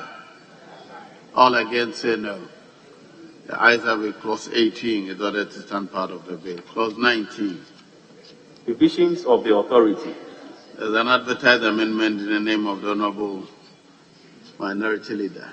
Yes. Mr. Speaker, clause 19, amendment proposed. Subclause 1, add the following new paragraphs: Standardization Division and Metrology Division. Yes, Chairman. Do you want to add subdivisions? Yeah, Mr. Speaker, we want to believe that standardization and metrology is part of the operations of the authority.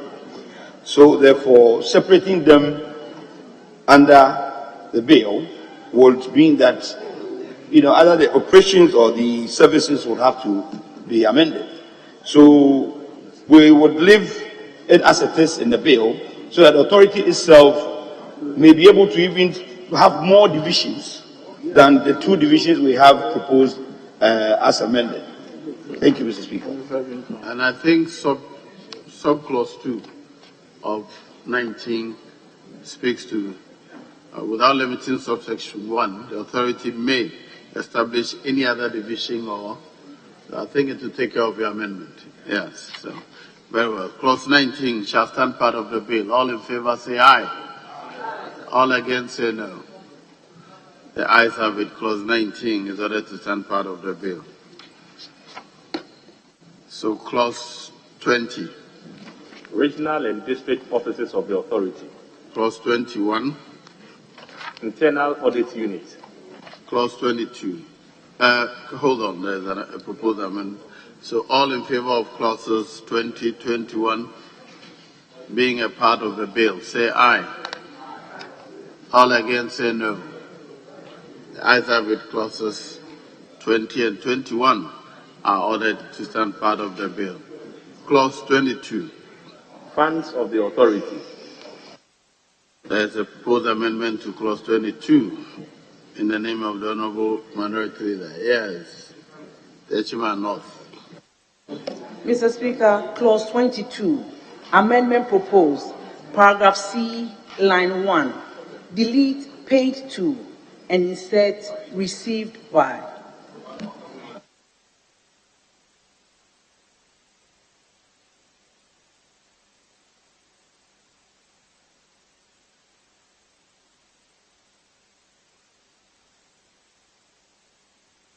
Yes, Honorable. Mr. Speaker, I honestly am trying to find the difference between paid to and received by.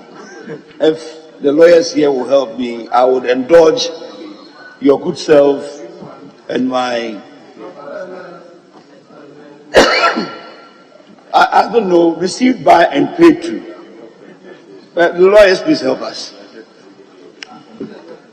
Yes. Mr. Speaker, this provision is a standardized provision in this House. So I don't think our drafters will have some difficulty in tidying this up. So we can make progress. Funds of the authority are things that we craft 1,000 times for a lot of legislation. So we shouldn't struggle over this. They can tidy it up so that we make progress.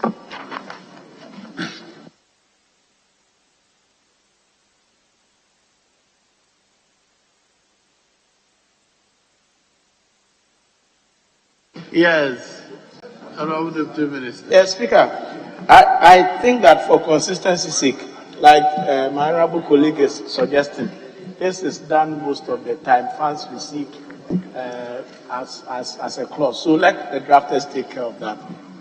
And then we make progress. You see, as suggested by the Honorable Member for South Day, this has been the standard drafting.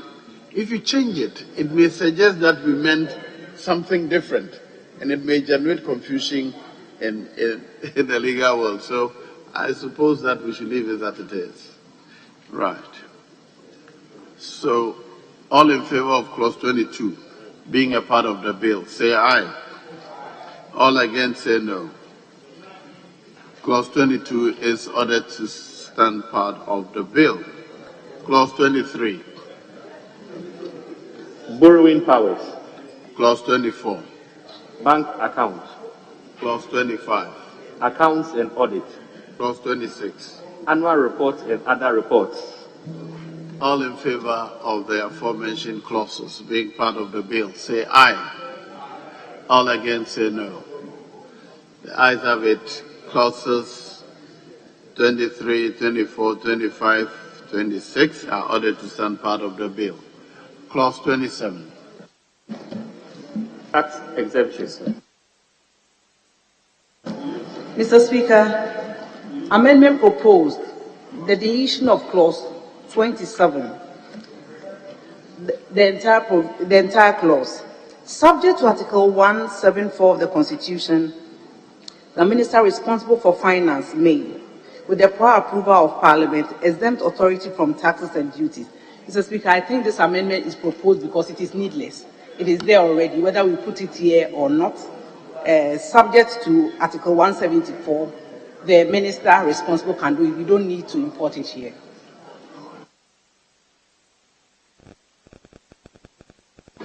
Yes, Chairman. Why do you put what is already provided for in the Constitution in the Mr. bill? Speaker, my colleagues are still on their feet.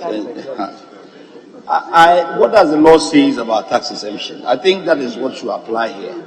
And for me, I don't think it would worry anything if this clause is removed, is deleted. Because by all standards, if the authority requests or requires to be exempted from payment of any taxes, they have the right to apply for them, and with the prior approval of Parliament, they would enjoy this exemption. So if it's out, I don't have a problem.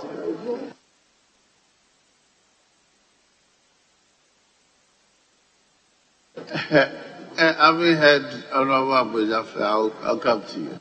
Mr. Speaker, For me, this is the first time I've seen this like this in recent time when we are making a law. Mr. Speaker, Parliament is the only one that can impose taxes or say we are not paying taxes.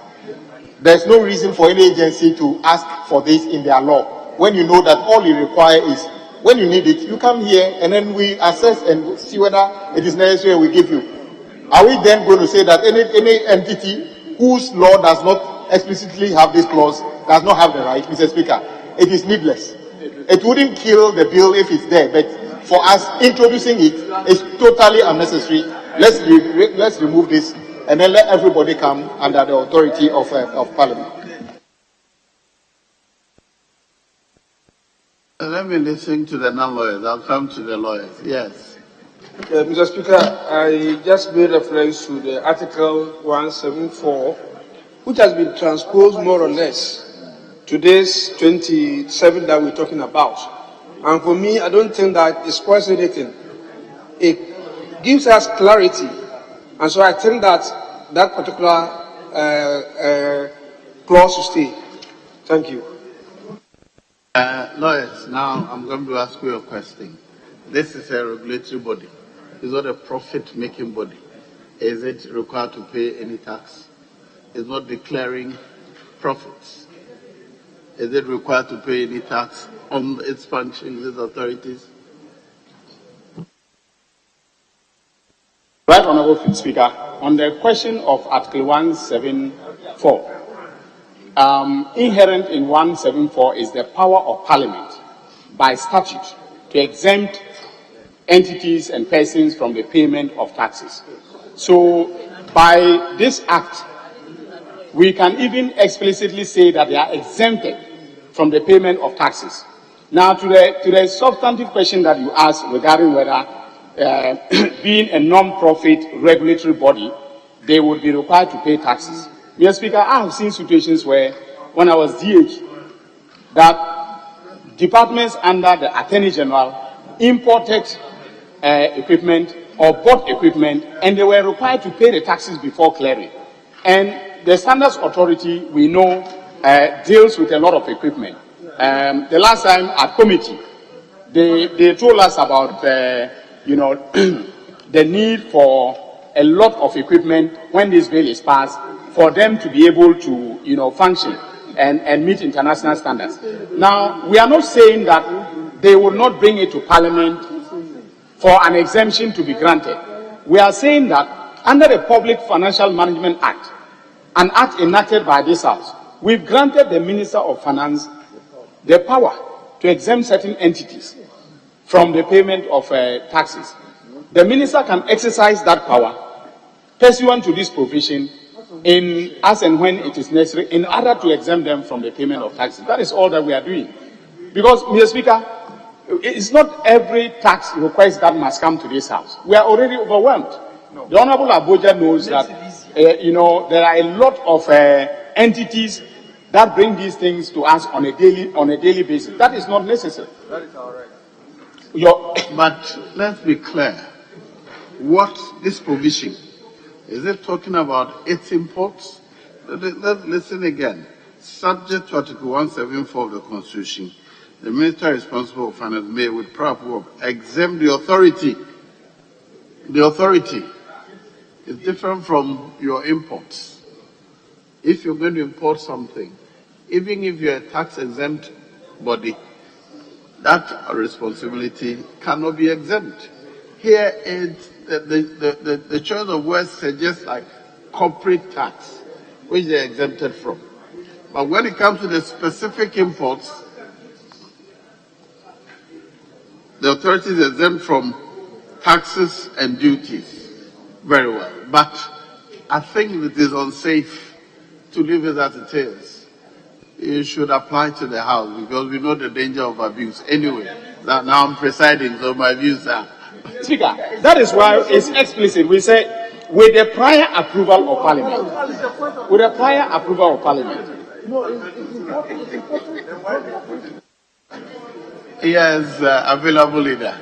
Mr. Speaker, I rise in support of the proposed amendment because Article 174 is very clear. And even the provision in the Act 27 says, subject to Article 174 of the Constitution, the minister responsible for finance may. So the minister may decide not to even grant the exemption. So the argument being advanced by a former AG that we need to legislate it so that those taxes and duties will be exempted.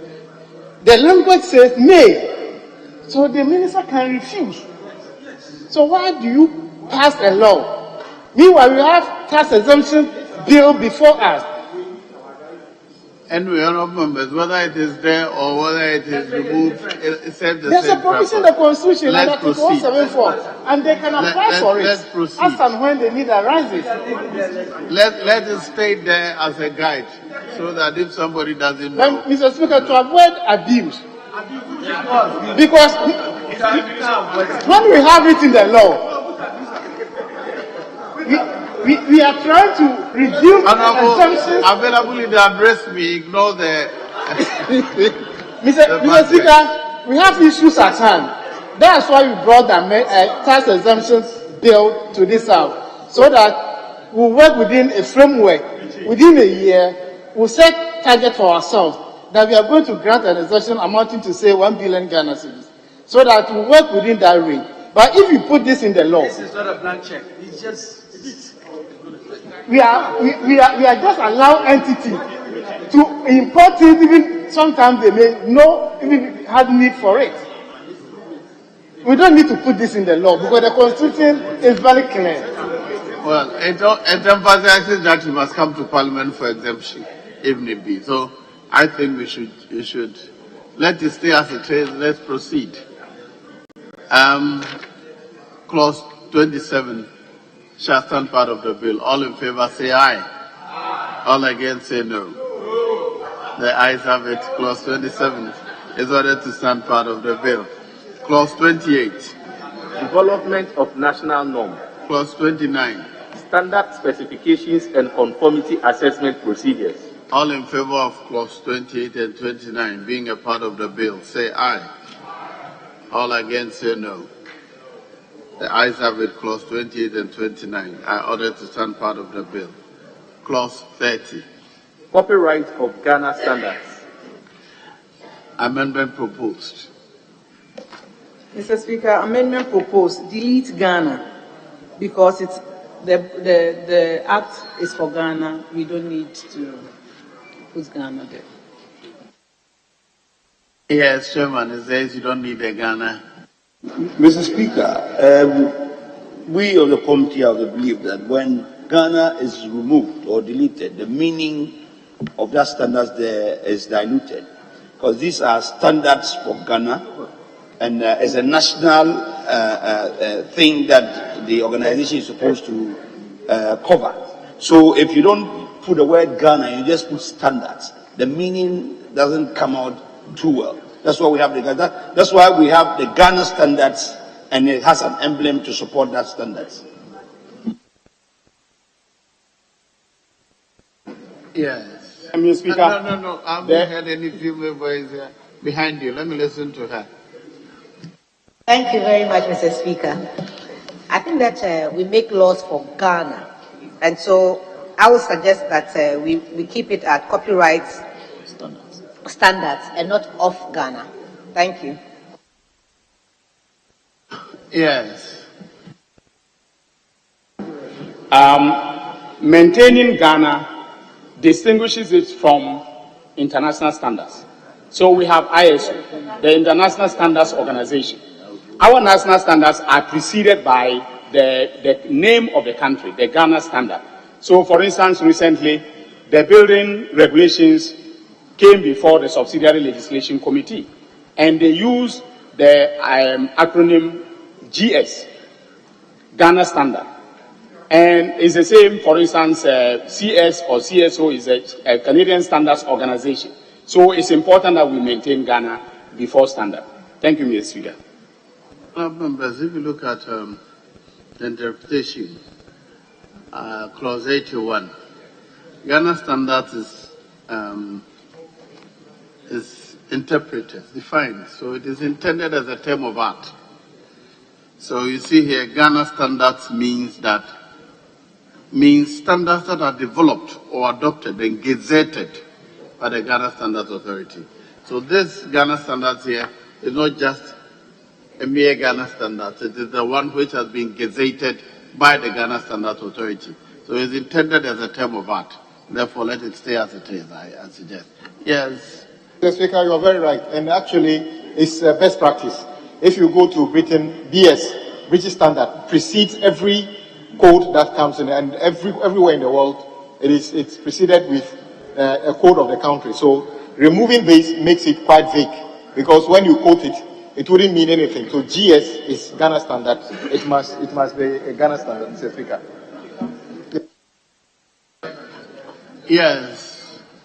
Mr. Speaker, I think the issue is with the head note. The head note. The title of the bill is Ghana Standards Authority Act. Ghana Standards Authority Act. So it is needless for you to bring a provision in the belly of the law and refer to it as Ghana. It's needless. Totally needless. So I have an issue with the provision under the interpretation clause that defines Ghana standards. So once we say copyright standards, it is standards. It's implied. It's standards for Ghana. It's implied. It comes no. Prof, you made your point. Let me also make my point. When I take this law, the standards referred in the bill are referable to standards applicable to Ghana. Where we make reference to international ones, that's the SI units. They'll be properly defined. So for me, in my humble opinion. But let's look at the same interpretation, page 49. Standard means a document established by consensus and approved by a recognized body that provides for common and repeated use, rules, guidelines, or characteristics for activities of their results or their results aimed at achievement of the optimum degree or order in a given context. So there can be standards by different bodies, but the one which Ghana Standards Authority enacts and gazettes becomes Ghana Standard, which is the copyright of which they say is in Ghana. They are trying to define a work done by Ghana Authority and gazetted, which is different from any other standard which an agency may set. I think that it is clear that this is intended, as I said, as a term of art, not a general definition of standards. And Mr. Speaker, I'm not convinced, but I'm defeated, so I concede. we are defeated. All in favor of clause 30. Oh, there's another one which says it's the same thing. The amendment is the same thing. So all in favor of clause 30 being a part of the bill, say aye. All against, say no. The ayes have it. Clause 30 is ordered to stand part of the bill. Clause 31. Referencing in law. Clause 32. Declaration of mandatory standards. Clause 33. Compliance with mandatory standards. Clause 34. License to use standard marks. Clause 35. Consideration of the application. Clause 36. Validity of license. Clause 37. Non-transferability of license. Clause 38. Suspension of license or certificate. Clause 39. Revocation of license or certificate. Clause 40. Appeals against decisions of the authority. Clause 41. Register of licenses and certificates. Clause 42. Appointment of inspectors. Clause 43. Duties of an inspector. Clause 44. Entry of premises and seizure of products. Clause 45. Disclosure of information by employee. Clause 46. Indemnity. Clause 47. International system of units. Clause 48. Primary standards. Clause 49. Secondary standards. Clause 50. Tertiary standards. Clause 51. Working standards. Clause 52. Calibration of standards. Clause 53. Keeping of standards. Clause 54. Weights and measures. Clause 55. Marking of weights and measures in denomination. Clause 56. Stamping, verification, and issue of certificates. Clause 57. Lead, filter, and iron weights. Clause 58. Measures of capacity. Clause 59. National Metrology Institute. Clause 60. Custodian of weights and measures. Clause 61. Chief Inspector of weights and measures. Clause 62. Inspectors of weights and measures. Honourable members, all in favour of clause 31 to clause 62 being part of the bill, say aye. All against that, say no. The ayes have it. Clauses 31 to 62 are hereby ordered to stand part of the bill. Clause 63. Functions of an inspector. Amendment proposed by the chairman of the committee. Mr. Speaker, we propose to amend subclause 2 to add the following new paragraph after paragraph B. That the weight or measure or instrument may include health, safety, and environment devices. We so amend. All other members for the consideration of the House.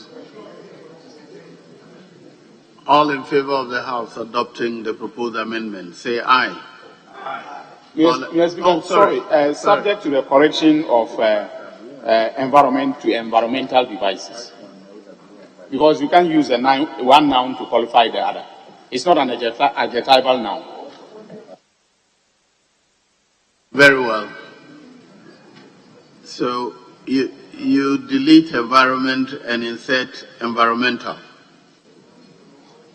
Yes. Because I don't think we have any challenge with environmental. We support. We support environmental. So all in favour of the proposed amendment, say aye. All against, say no. The ayes have it. The amendment is carried. Item XIV. Chairman of the committee. Mr. Speaker, we propose to amend 63(3) by deleting the whole of that sentence. It's a repetition of what we have already under 2A. We so amend. Very well. All in favour of the proposed amendment, say aye. All against, say no. The ayes have it. The amendment is carried. Now, clause 63 as amended shall stand part of the bill. All in favour, say aye. All against, say no. The ayes have it. Clause 63 as amended is ordered to stand part of the bill. Clause 64. Power of entry and seizure. 65. Offences relating to standards mark, specification, or conformity assessment. Clause 66. Fraud and forgery in relation to weights, measures, and instruments. Clause 67. Obstruction of inspector of weights and measures. Clause 68. Offences by an inspector. Clause 69. Seizure and forfeiture. Clause 70. Offences by body of persons. Clause 71. Compounding of offences. Clause 72. Evidence of possession of weights, measures, and instruments. Clause 73. Administrative penalties. Clause 74. Collaboration with other entities. Clause 75. Confidentiality. Clause 76. Permissible margin of error. Clause 77. Conversion. Clause 78. References to units in other enactments. Clause 79. Vessels not represented as authorized measures. Clause 80. Regulations. Honourable members, clauses 64 to clause 80 are hereby ordered to stand part of the bill. All in favour say aye. All against say no. The ayes have it. Clauses 64 to 80 are hereby ordered to stand part of the bill. Clause 81. Interpretation. Amendment proposed. The Honorable Ama Kofi Boa. Thank you, Mr. Speaker. I'm withdrawing the amendment, the proposed amendment, because it has been addressed in the earlier amendment made in clause 3.9. So I withdraw that amendment. It is taken care of. Very well. Yes, Honorable Leader. The Speaker, his explanation is not really convincing. You should tell us why, because the Speaker, you know that one of the major challenges we've had in the past is the role conflict between Food and Drugs Authority and the Standard Authority. And I thought that this was going to help clarify the issues. So seeing him withdrawing it and the explanation he gives is not, it didn't come out well. So I'll be very happy to hear him again to be sure that the issue about possible conflicts of staff is resolved before maybe that amendment could be withdrawn. Thank you, Mr. Speaker. Mr. Speaker. Somebody brings this amendment. He says he's drawing it. He said, before you can draw it, convince me. Yes, he wants you to convince him.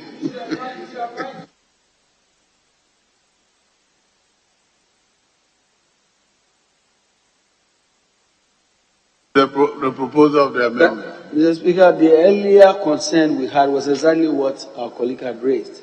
If you look at clause 3.9, thanks to your help, we were able to have a new rendition that basically addresses that concern to make sure that we were very explicit about the functions of the Ghana Standard Authority and making sure that any regulatory body that already has a function is also addressed. And once we have stated that, that rendition there is not necessary. If you look at 93 and look at 74 as well. When you were not here, that issue came up, and we made an amendment that clearly limited or proscribed this authority from doubling in assignment given to any other regulatory body by law. I think that deals with this situation. Let me listen to the chairman. Let me listen to the chairman. Sorry. Yes, Chairman. Mr. Speaker, I want to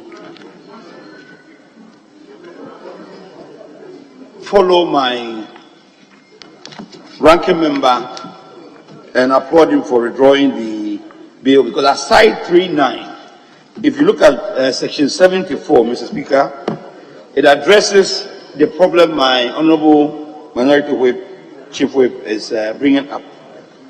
That the authority shall collaborate with any entity assigned a responsibility under an enactment to enforce standards in respect of goods and services. If you add this to 3.9, what my Honorable Minority Chief Whip is afraid of or is being scared of is cured. Yes, Chief Whip. Well, Mr. Speaker, I've read the 74 and the 3. Mr. Speaker, yes, this may avoid conflict between the two. But what it may simply do is that it will put our business people into difficulty of trying to clarify one thing. The same product, you have to go and get clearance here and also get clearance there. And that also affects business. But my colleague Boa was trying to explain that, but I didn't see it. I've not seen it in either 74 or 3, where clearly, like the Standard Authority, will create a standard, but the enforcement will be with Food and Drugs Authority. But I haven't seen it written anywhere. So that if you are not careful, what's going to happen is that Standard Authority will set the standard and will still come and get what you call a clearance from me, and still go to Food and Drugs Authority and also get clearance. And when that happens, you are not careful, you are going to put our business people into difficulty of trying to clear one thing.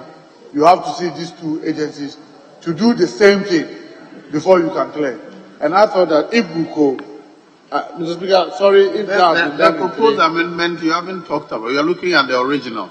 Oh, okay. The amendment which has been adopted is in page 2 of the other paper addendum, and it reads: the functions of the authority shall not include functions performed on goods and services by other regulatory bodies specified in an enactment. So we change it to assigned to other regulatory bodies in an amendment. Yes. There was another proposed amendment to clause 81 by the chairman of the committee. Mr. Speaker, the committee proposes an amendment at clause 81 under the definition of metrology service provider, paragraph B. We're asking that we delete "and" and insert "or." This would give the opportunity to the inspector to do either of the three and not necessarily lump them together and ask that one person does all the services. Very well. The amendment is for the consideration of the House. All in favor of the proposed amendment say aye. All against say no. The ayes have it. The amendment is carried. Now, clause 81 as amended shall stand part of the bill. All in favor say aye. All against say no. The ayes have it. Clause 81 as amended is ordered to stand part of the bill. Now we are going to the schedules. There's 82 and 83. Sorry. Clause 82. Repeals and savings. Yes. For taking you back. Taking you back to 81. Mr. Speaker, minister means the minister responsible for trade and industry. I think this might be a policy thing. But the things we are talking about here are science and technology matters. Why is this ministry and not under MESTI rather than why is it under trade? Is it because the items are being imported go through the port and so and so? Because we are talking about measurement. What has measurement got to do with trade and industry ministry? No, and then you actually wrote it. The minister means minister for trade and industry. Yes. Yes, for trade and industry. Mr. Speaker, I think it's a very bad idea. Well, you can discuss it in another forum, but and Mr. Speaker, before we leave this particular clause, I thought this. Ghana standards is about everything, all the things we do. I take this and I can see the law talks about measurement in gas, electricity, and everything. One of the biggest problems we have in this country today is about standards of building materials. I'm looking through this document. Which of these clauses tells me that when a Chinese cement arrives in this country and say it's 45.2 R, it's actually what it is?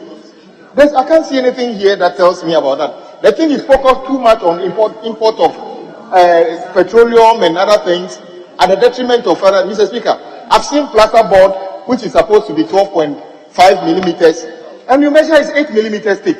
Whose job is it to determine these things? Standard authority, but there's nothing here that tells me that they are supposed to do that because the things are all over the market. Unless they decide not to deal with it.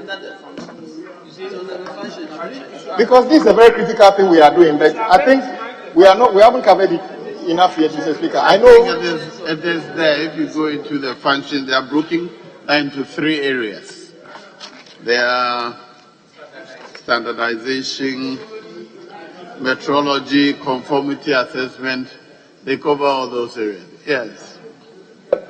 I think that in his argument, he made a point that I think was very important.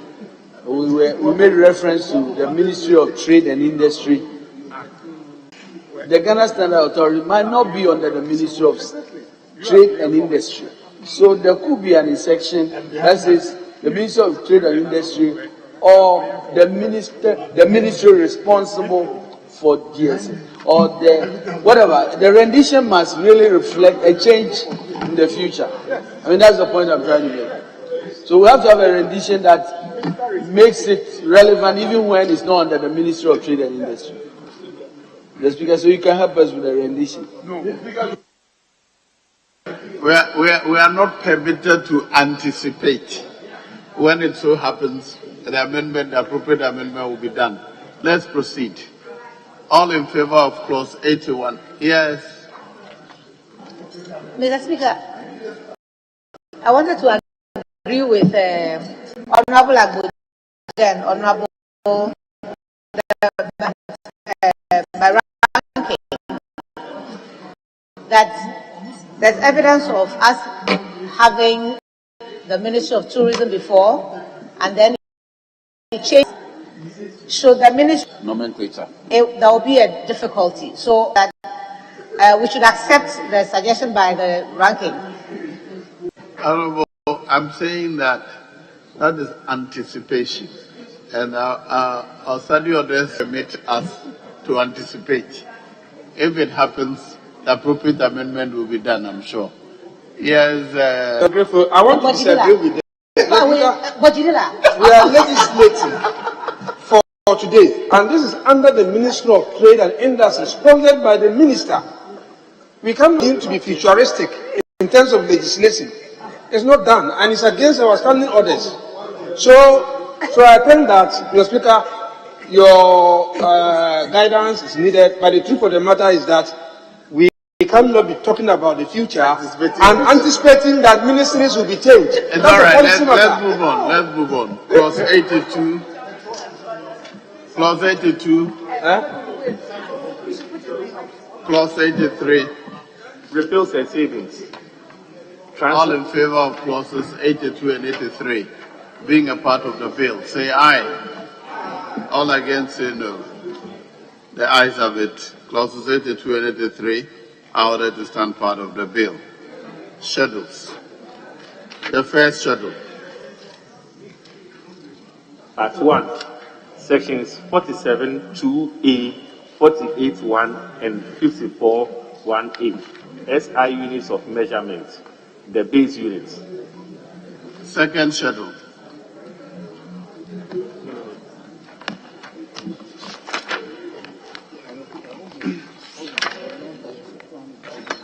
Part 2. Section 47(2)(b), 54(1)(a), supplementary and derived units.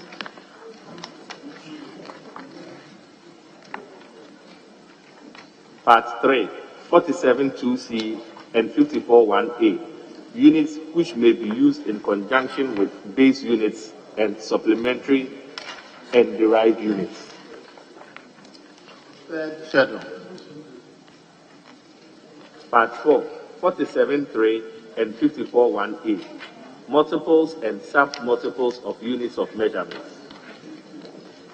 Fourth schedule.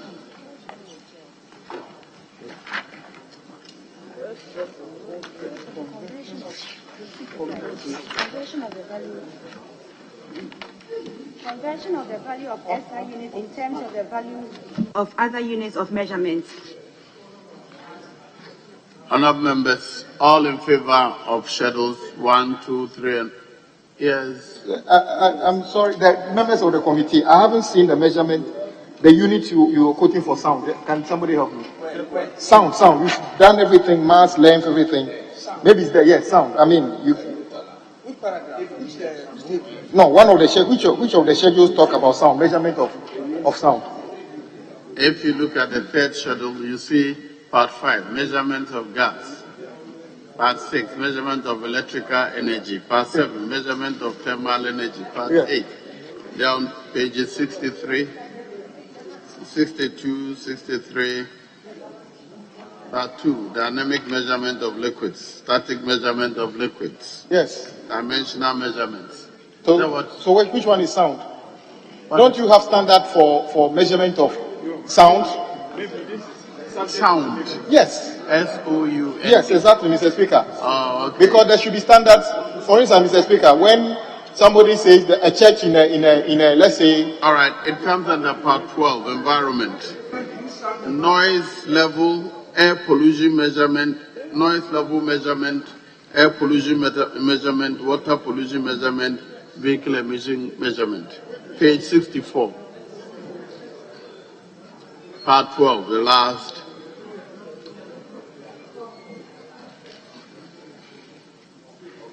Page 64. Part 12. Is entitled Environment. Yeah. All in favor of the Schedule 1 to 4 being a part of the bill, say aye. All against, say no. The ayes have it. Schedules 1 to 4 are ordered to stand part of the bill. The long title. An act to establish the Ghana Standards Authority, amend and consolidate the law relating to standardization, conformity, assessment, and metrology, and to provide for related matters. All in favor of the long title being a part of the bill, say aye. Is anybody voting? All in favor of the long title being a part of the bill, say aye. All against, say no. The ayes have it. The long title is ordered to stand part of the bill. That brings us to the end of consideration of the Ghana Standards Authority Bill 2022.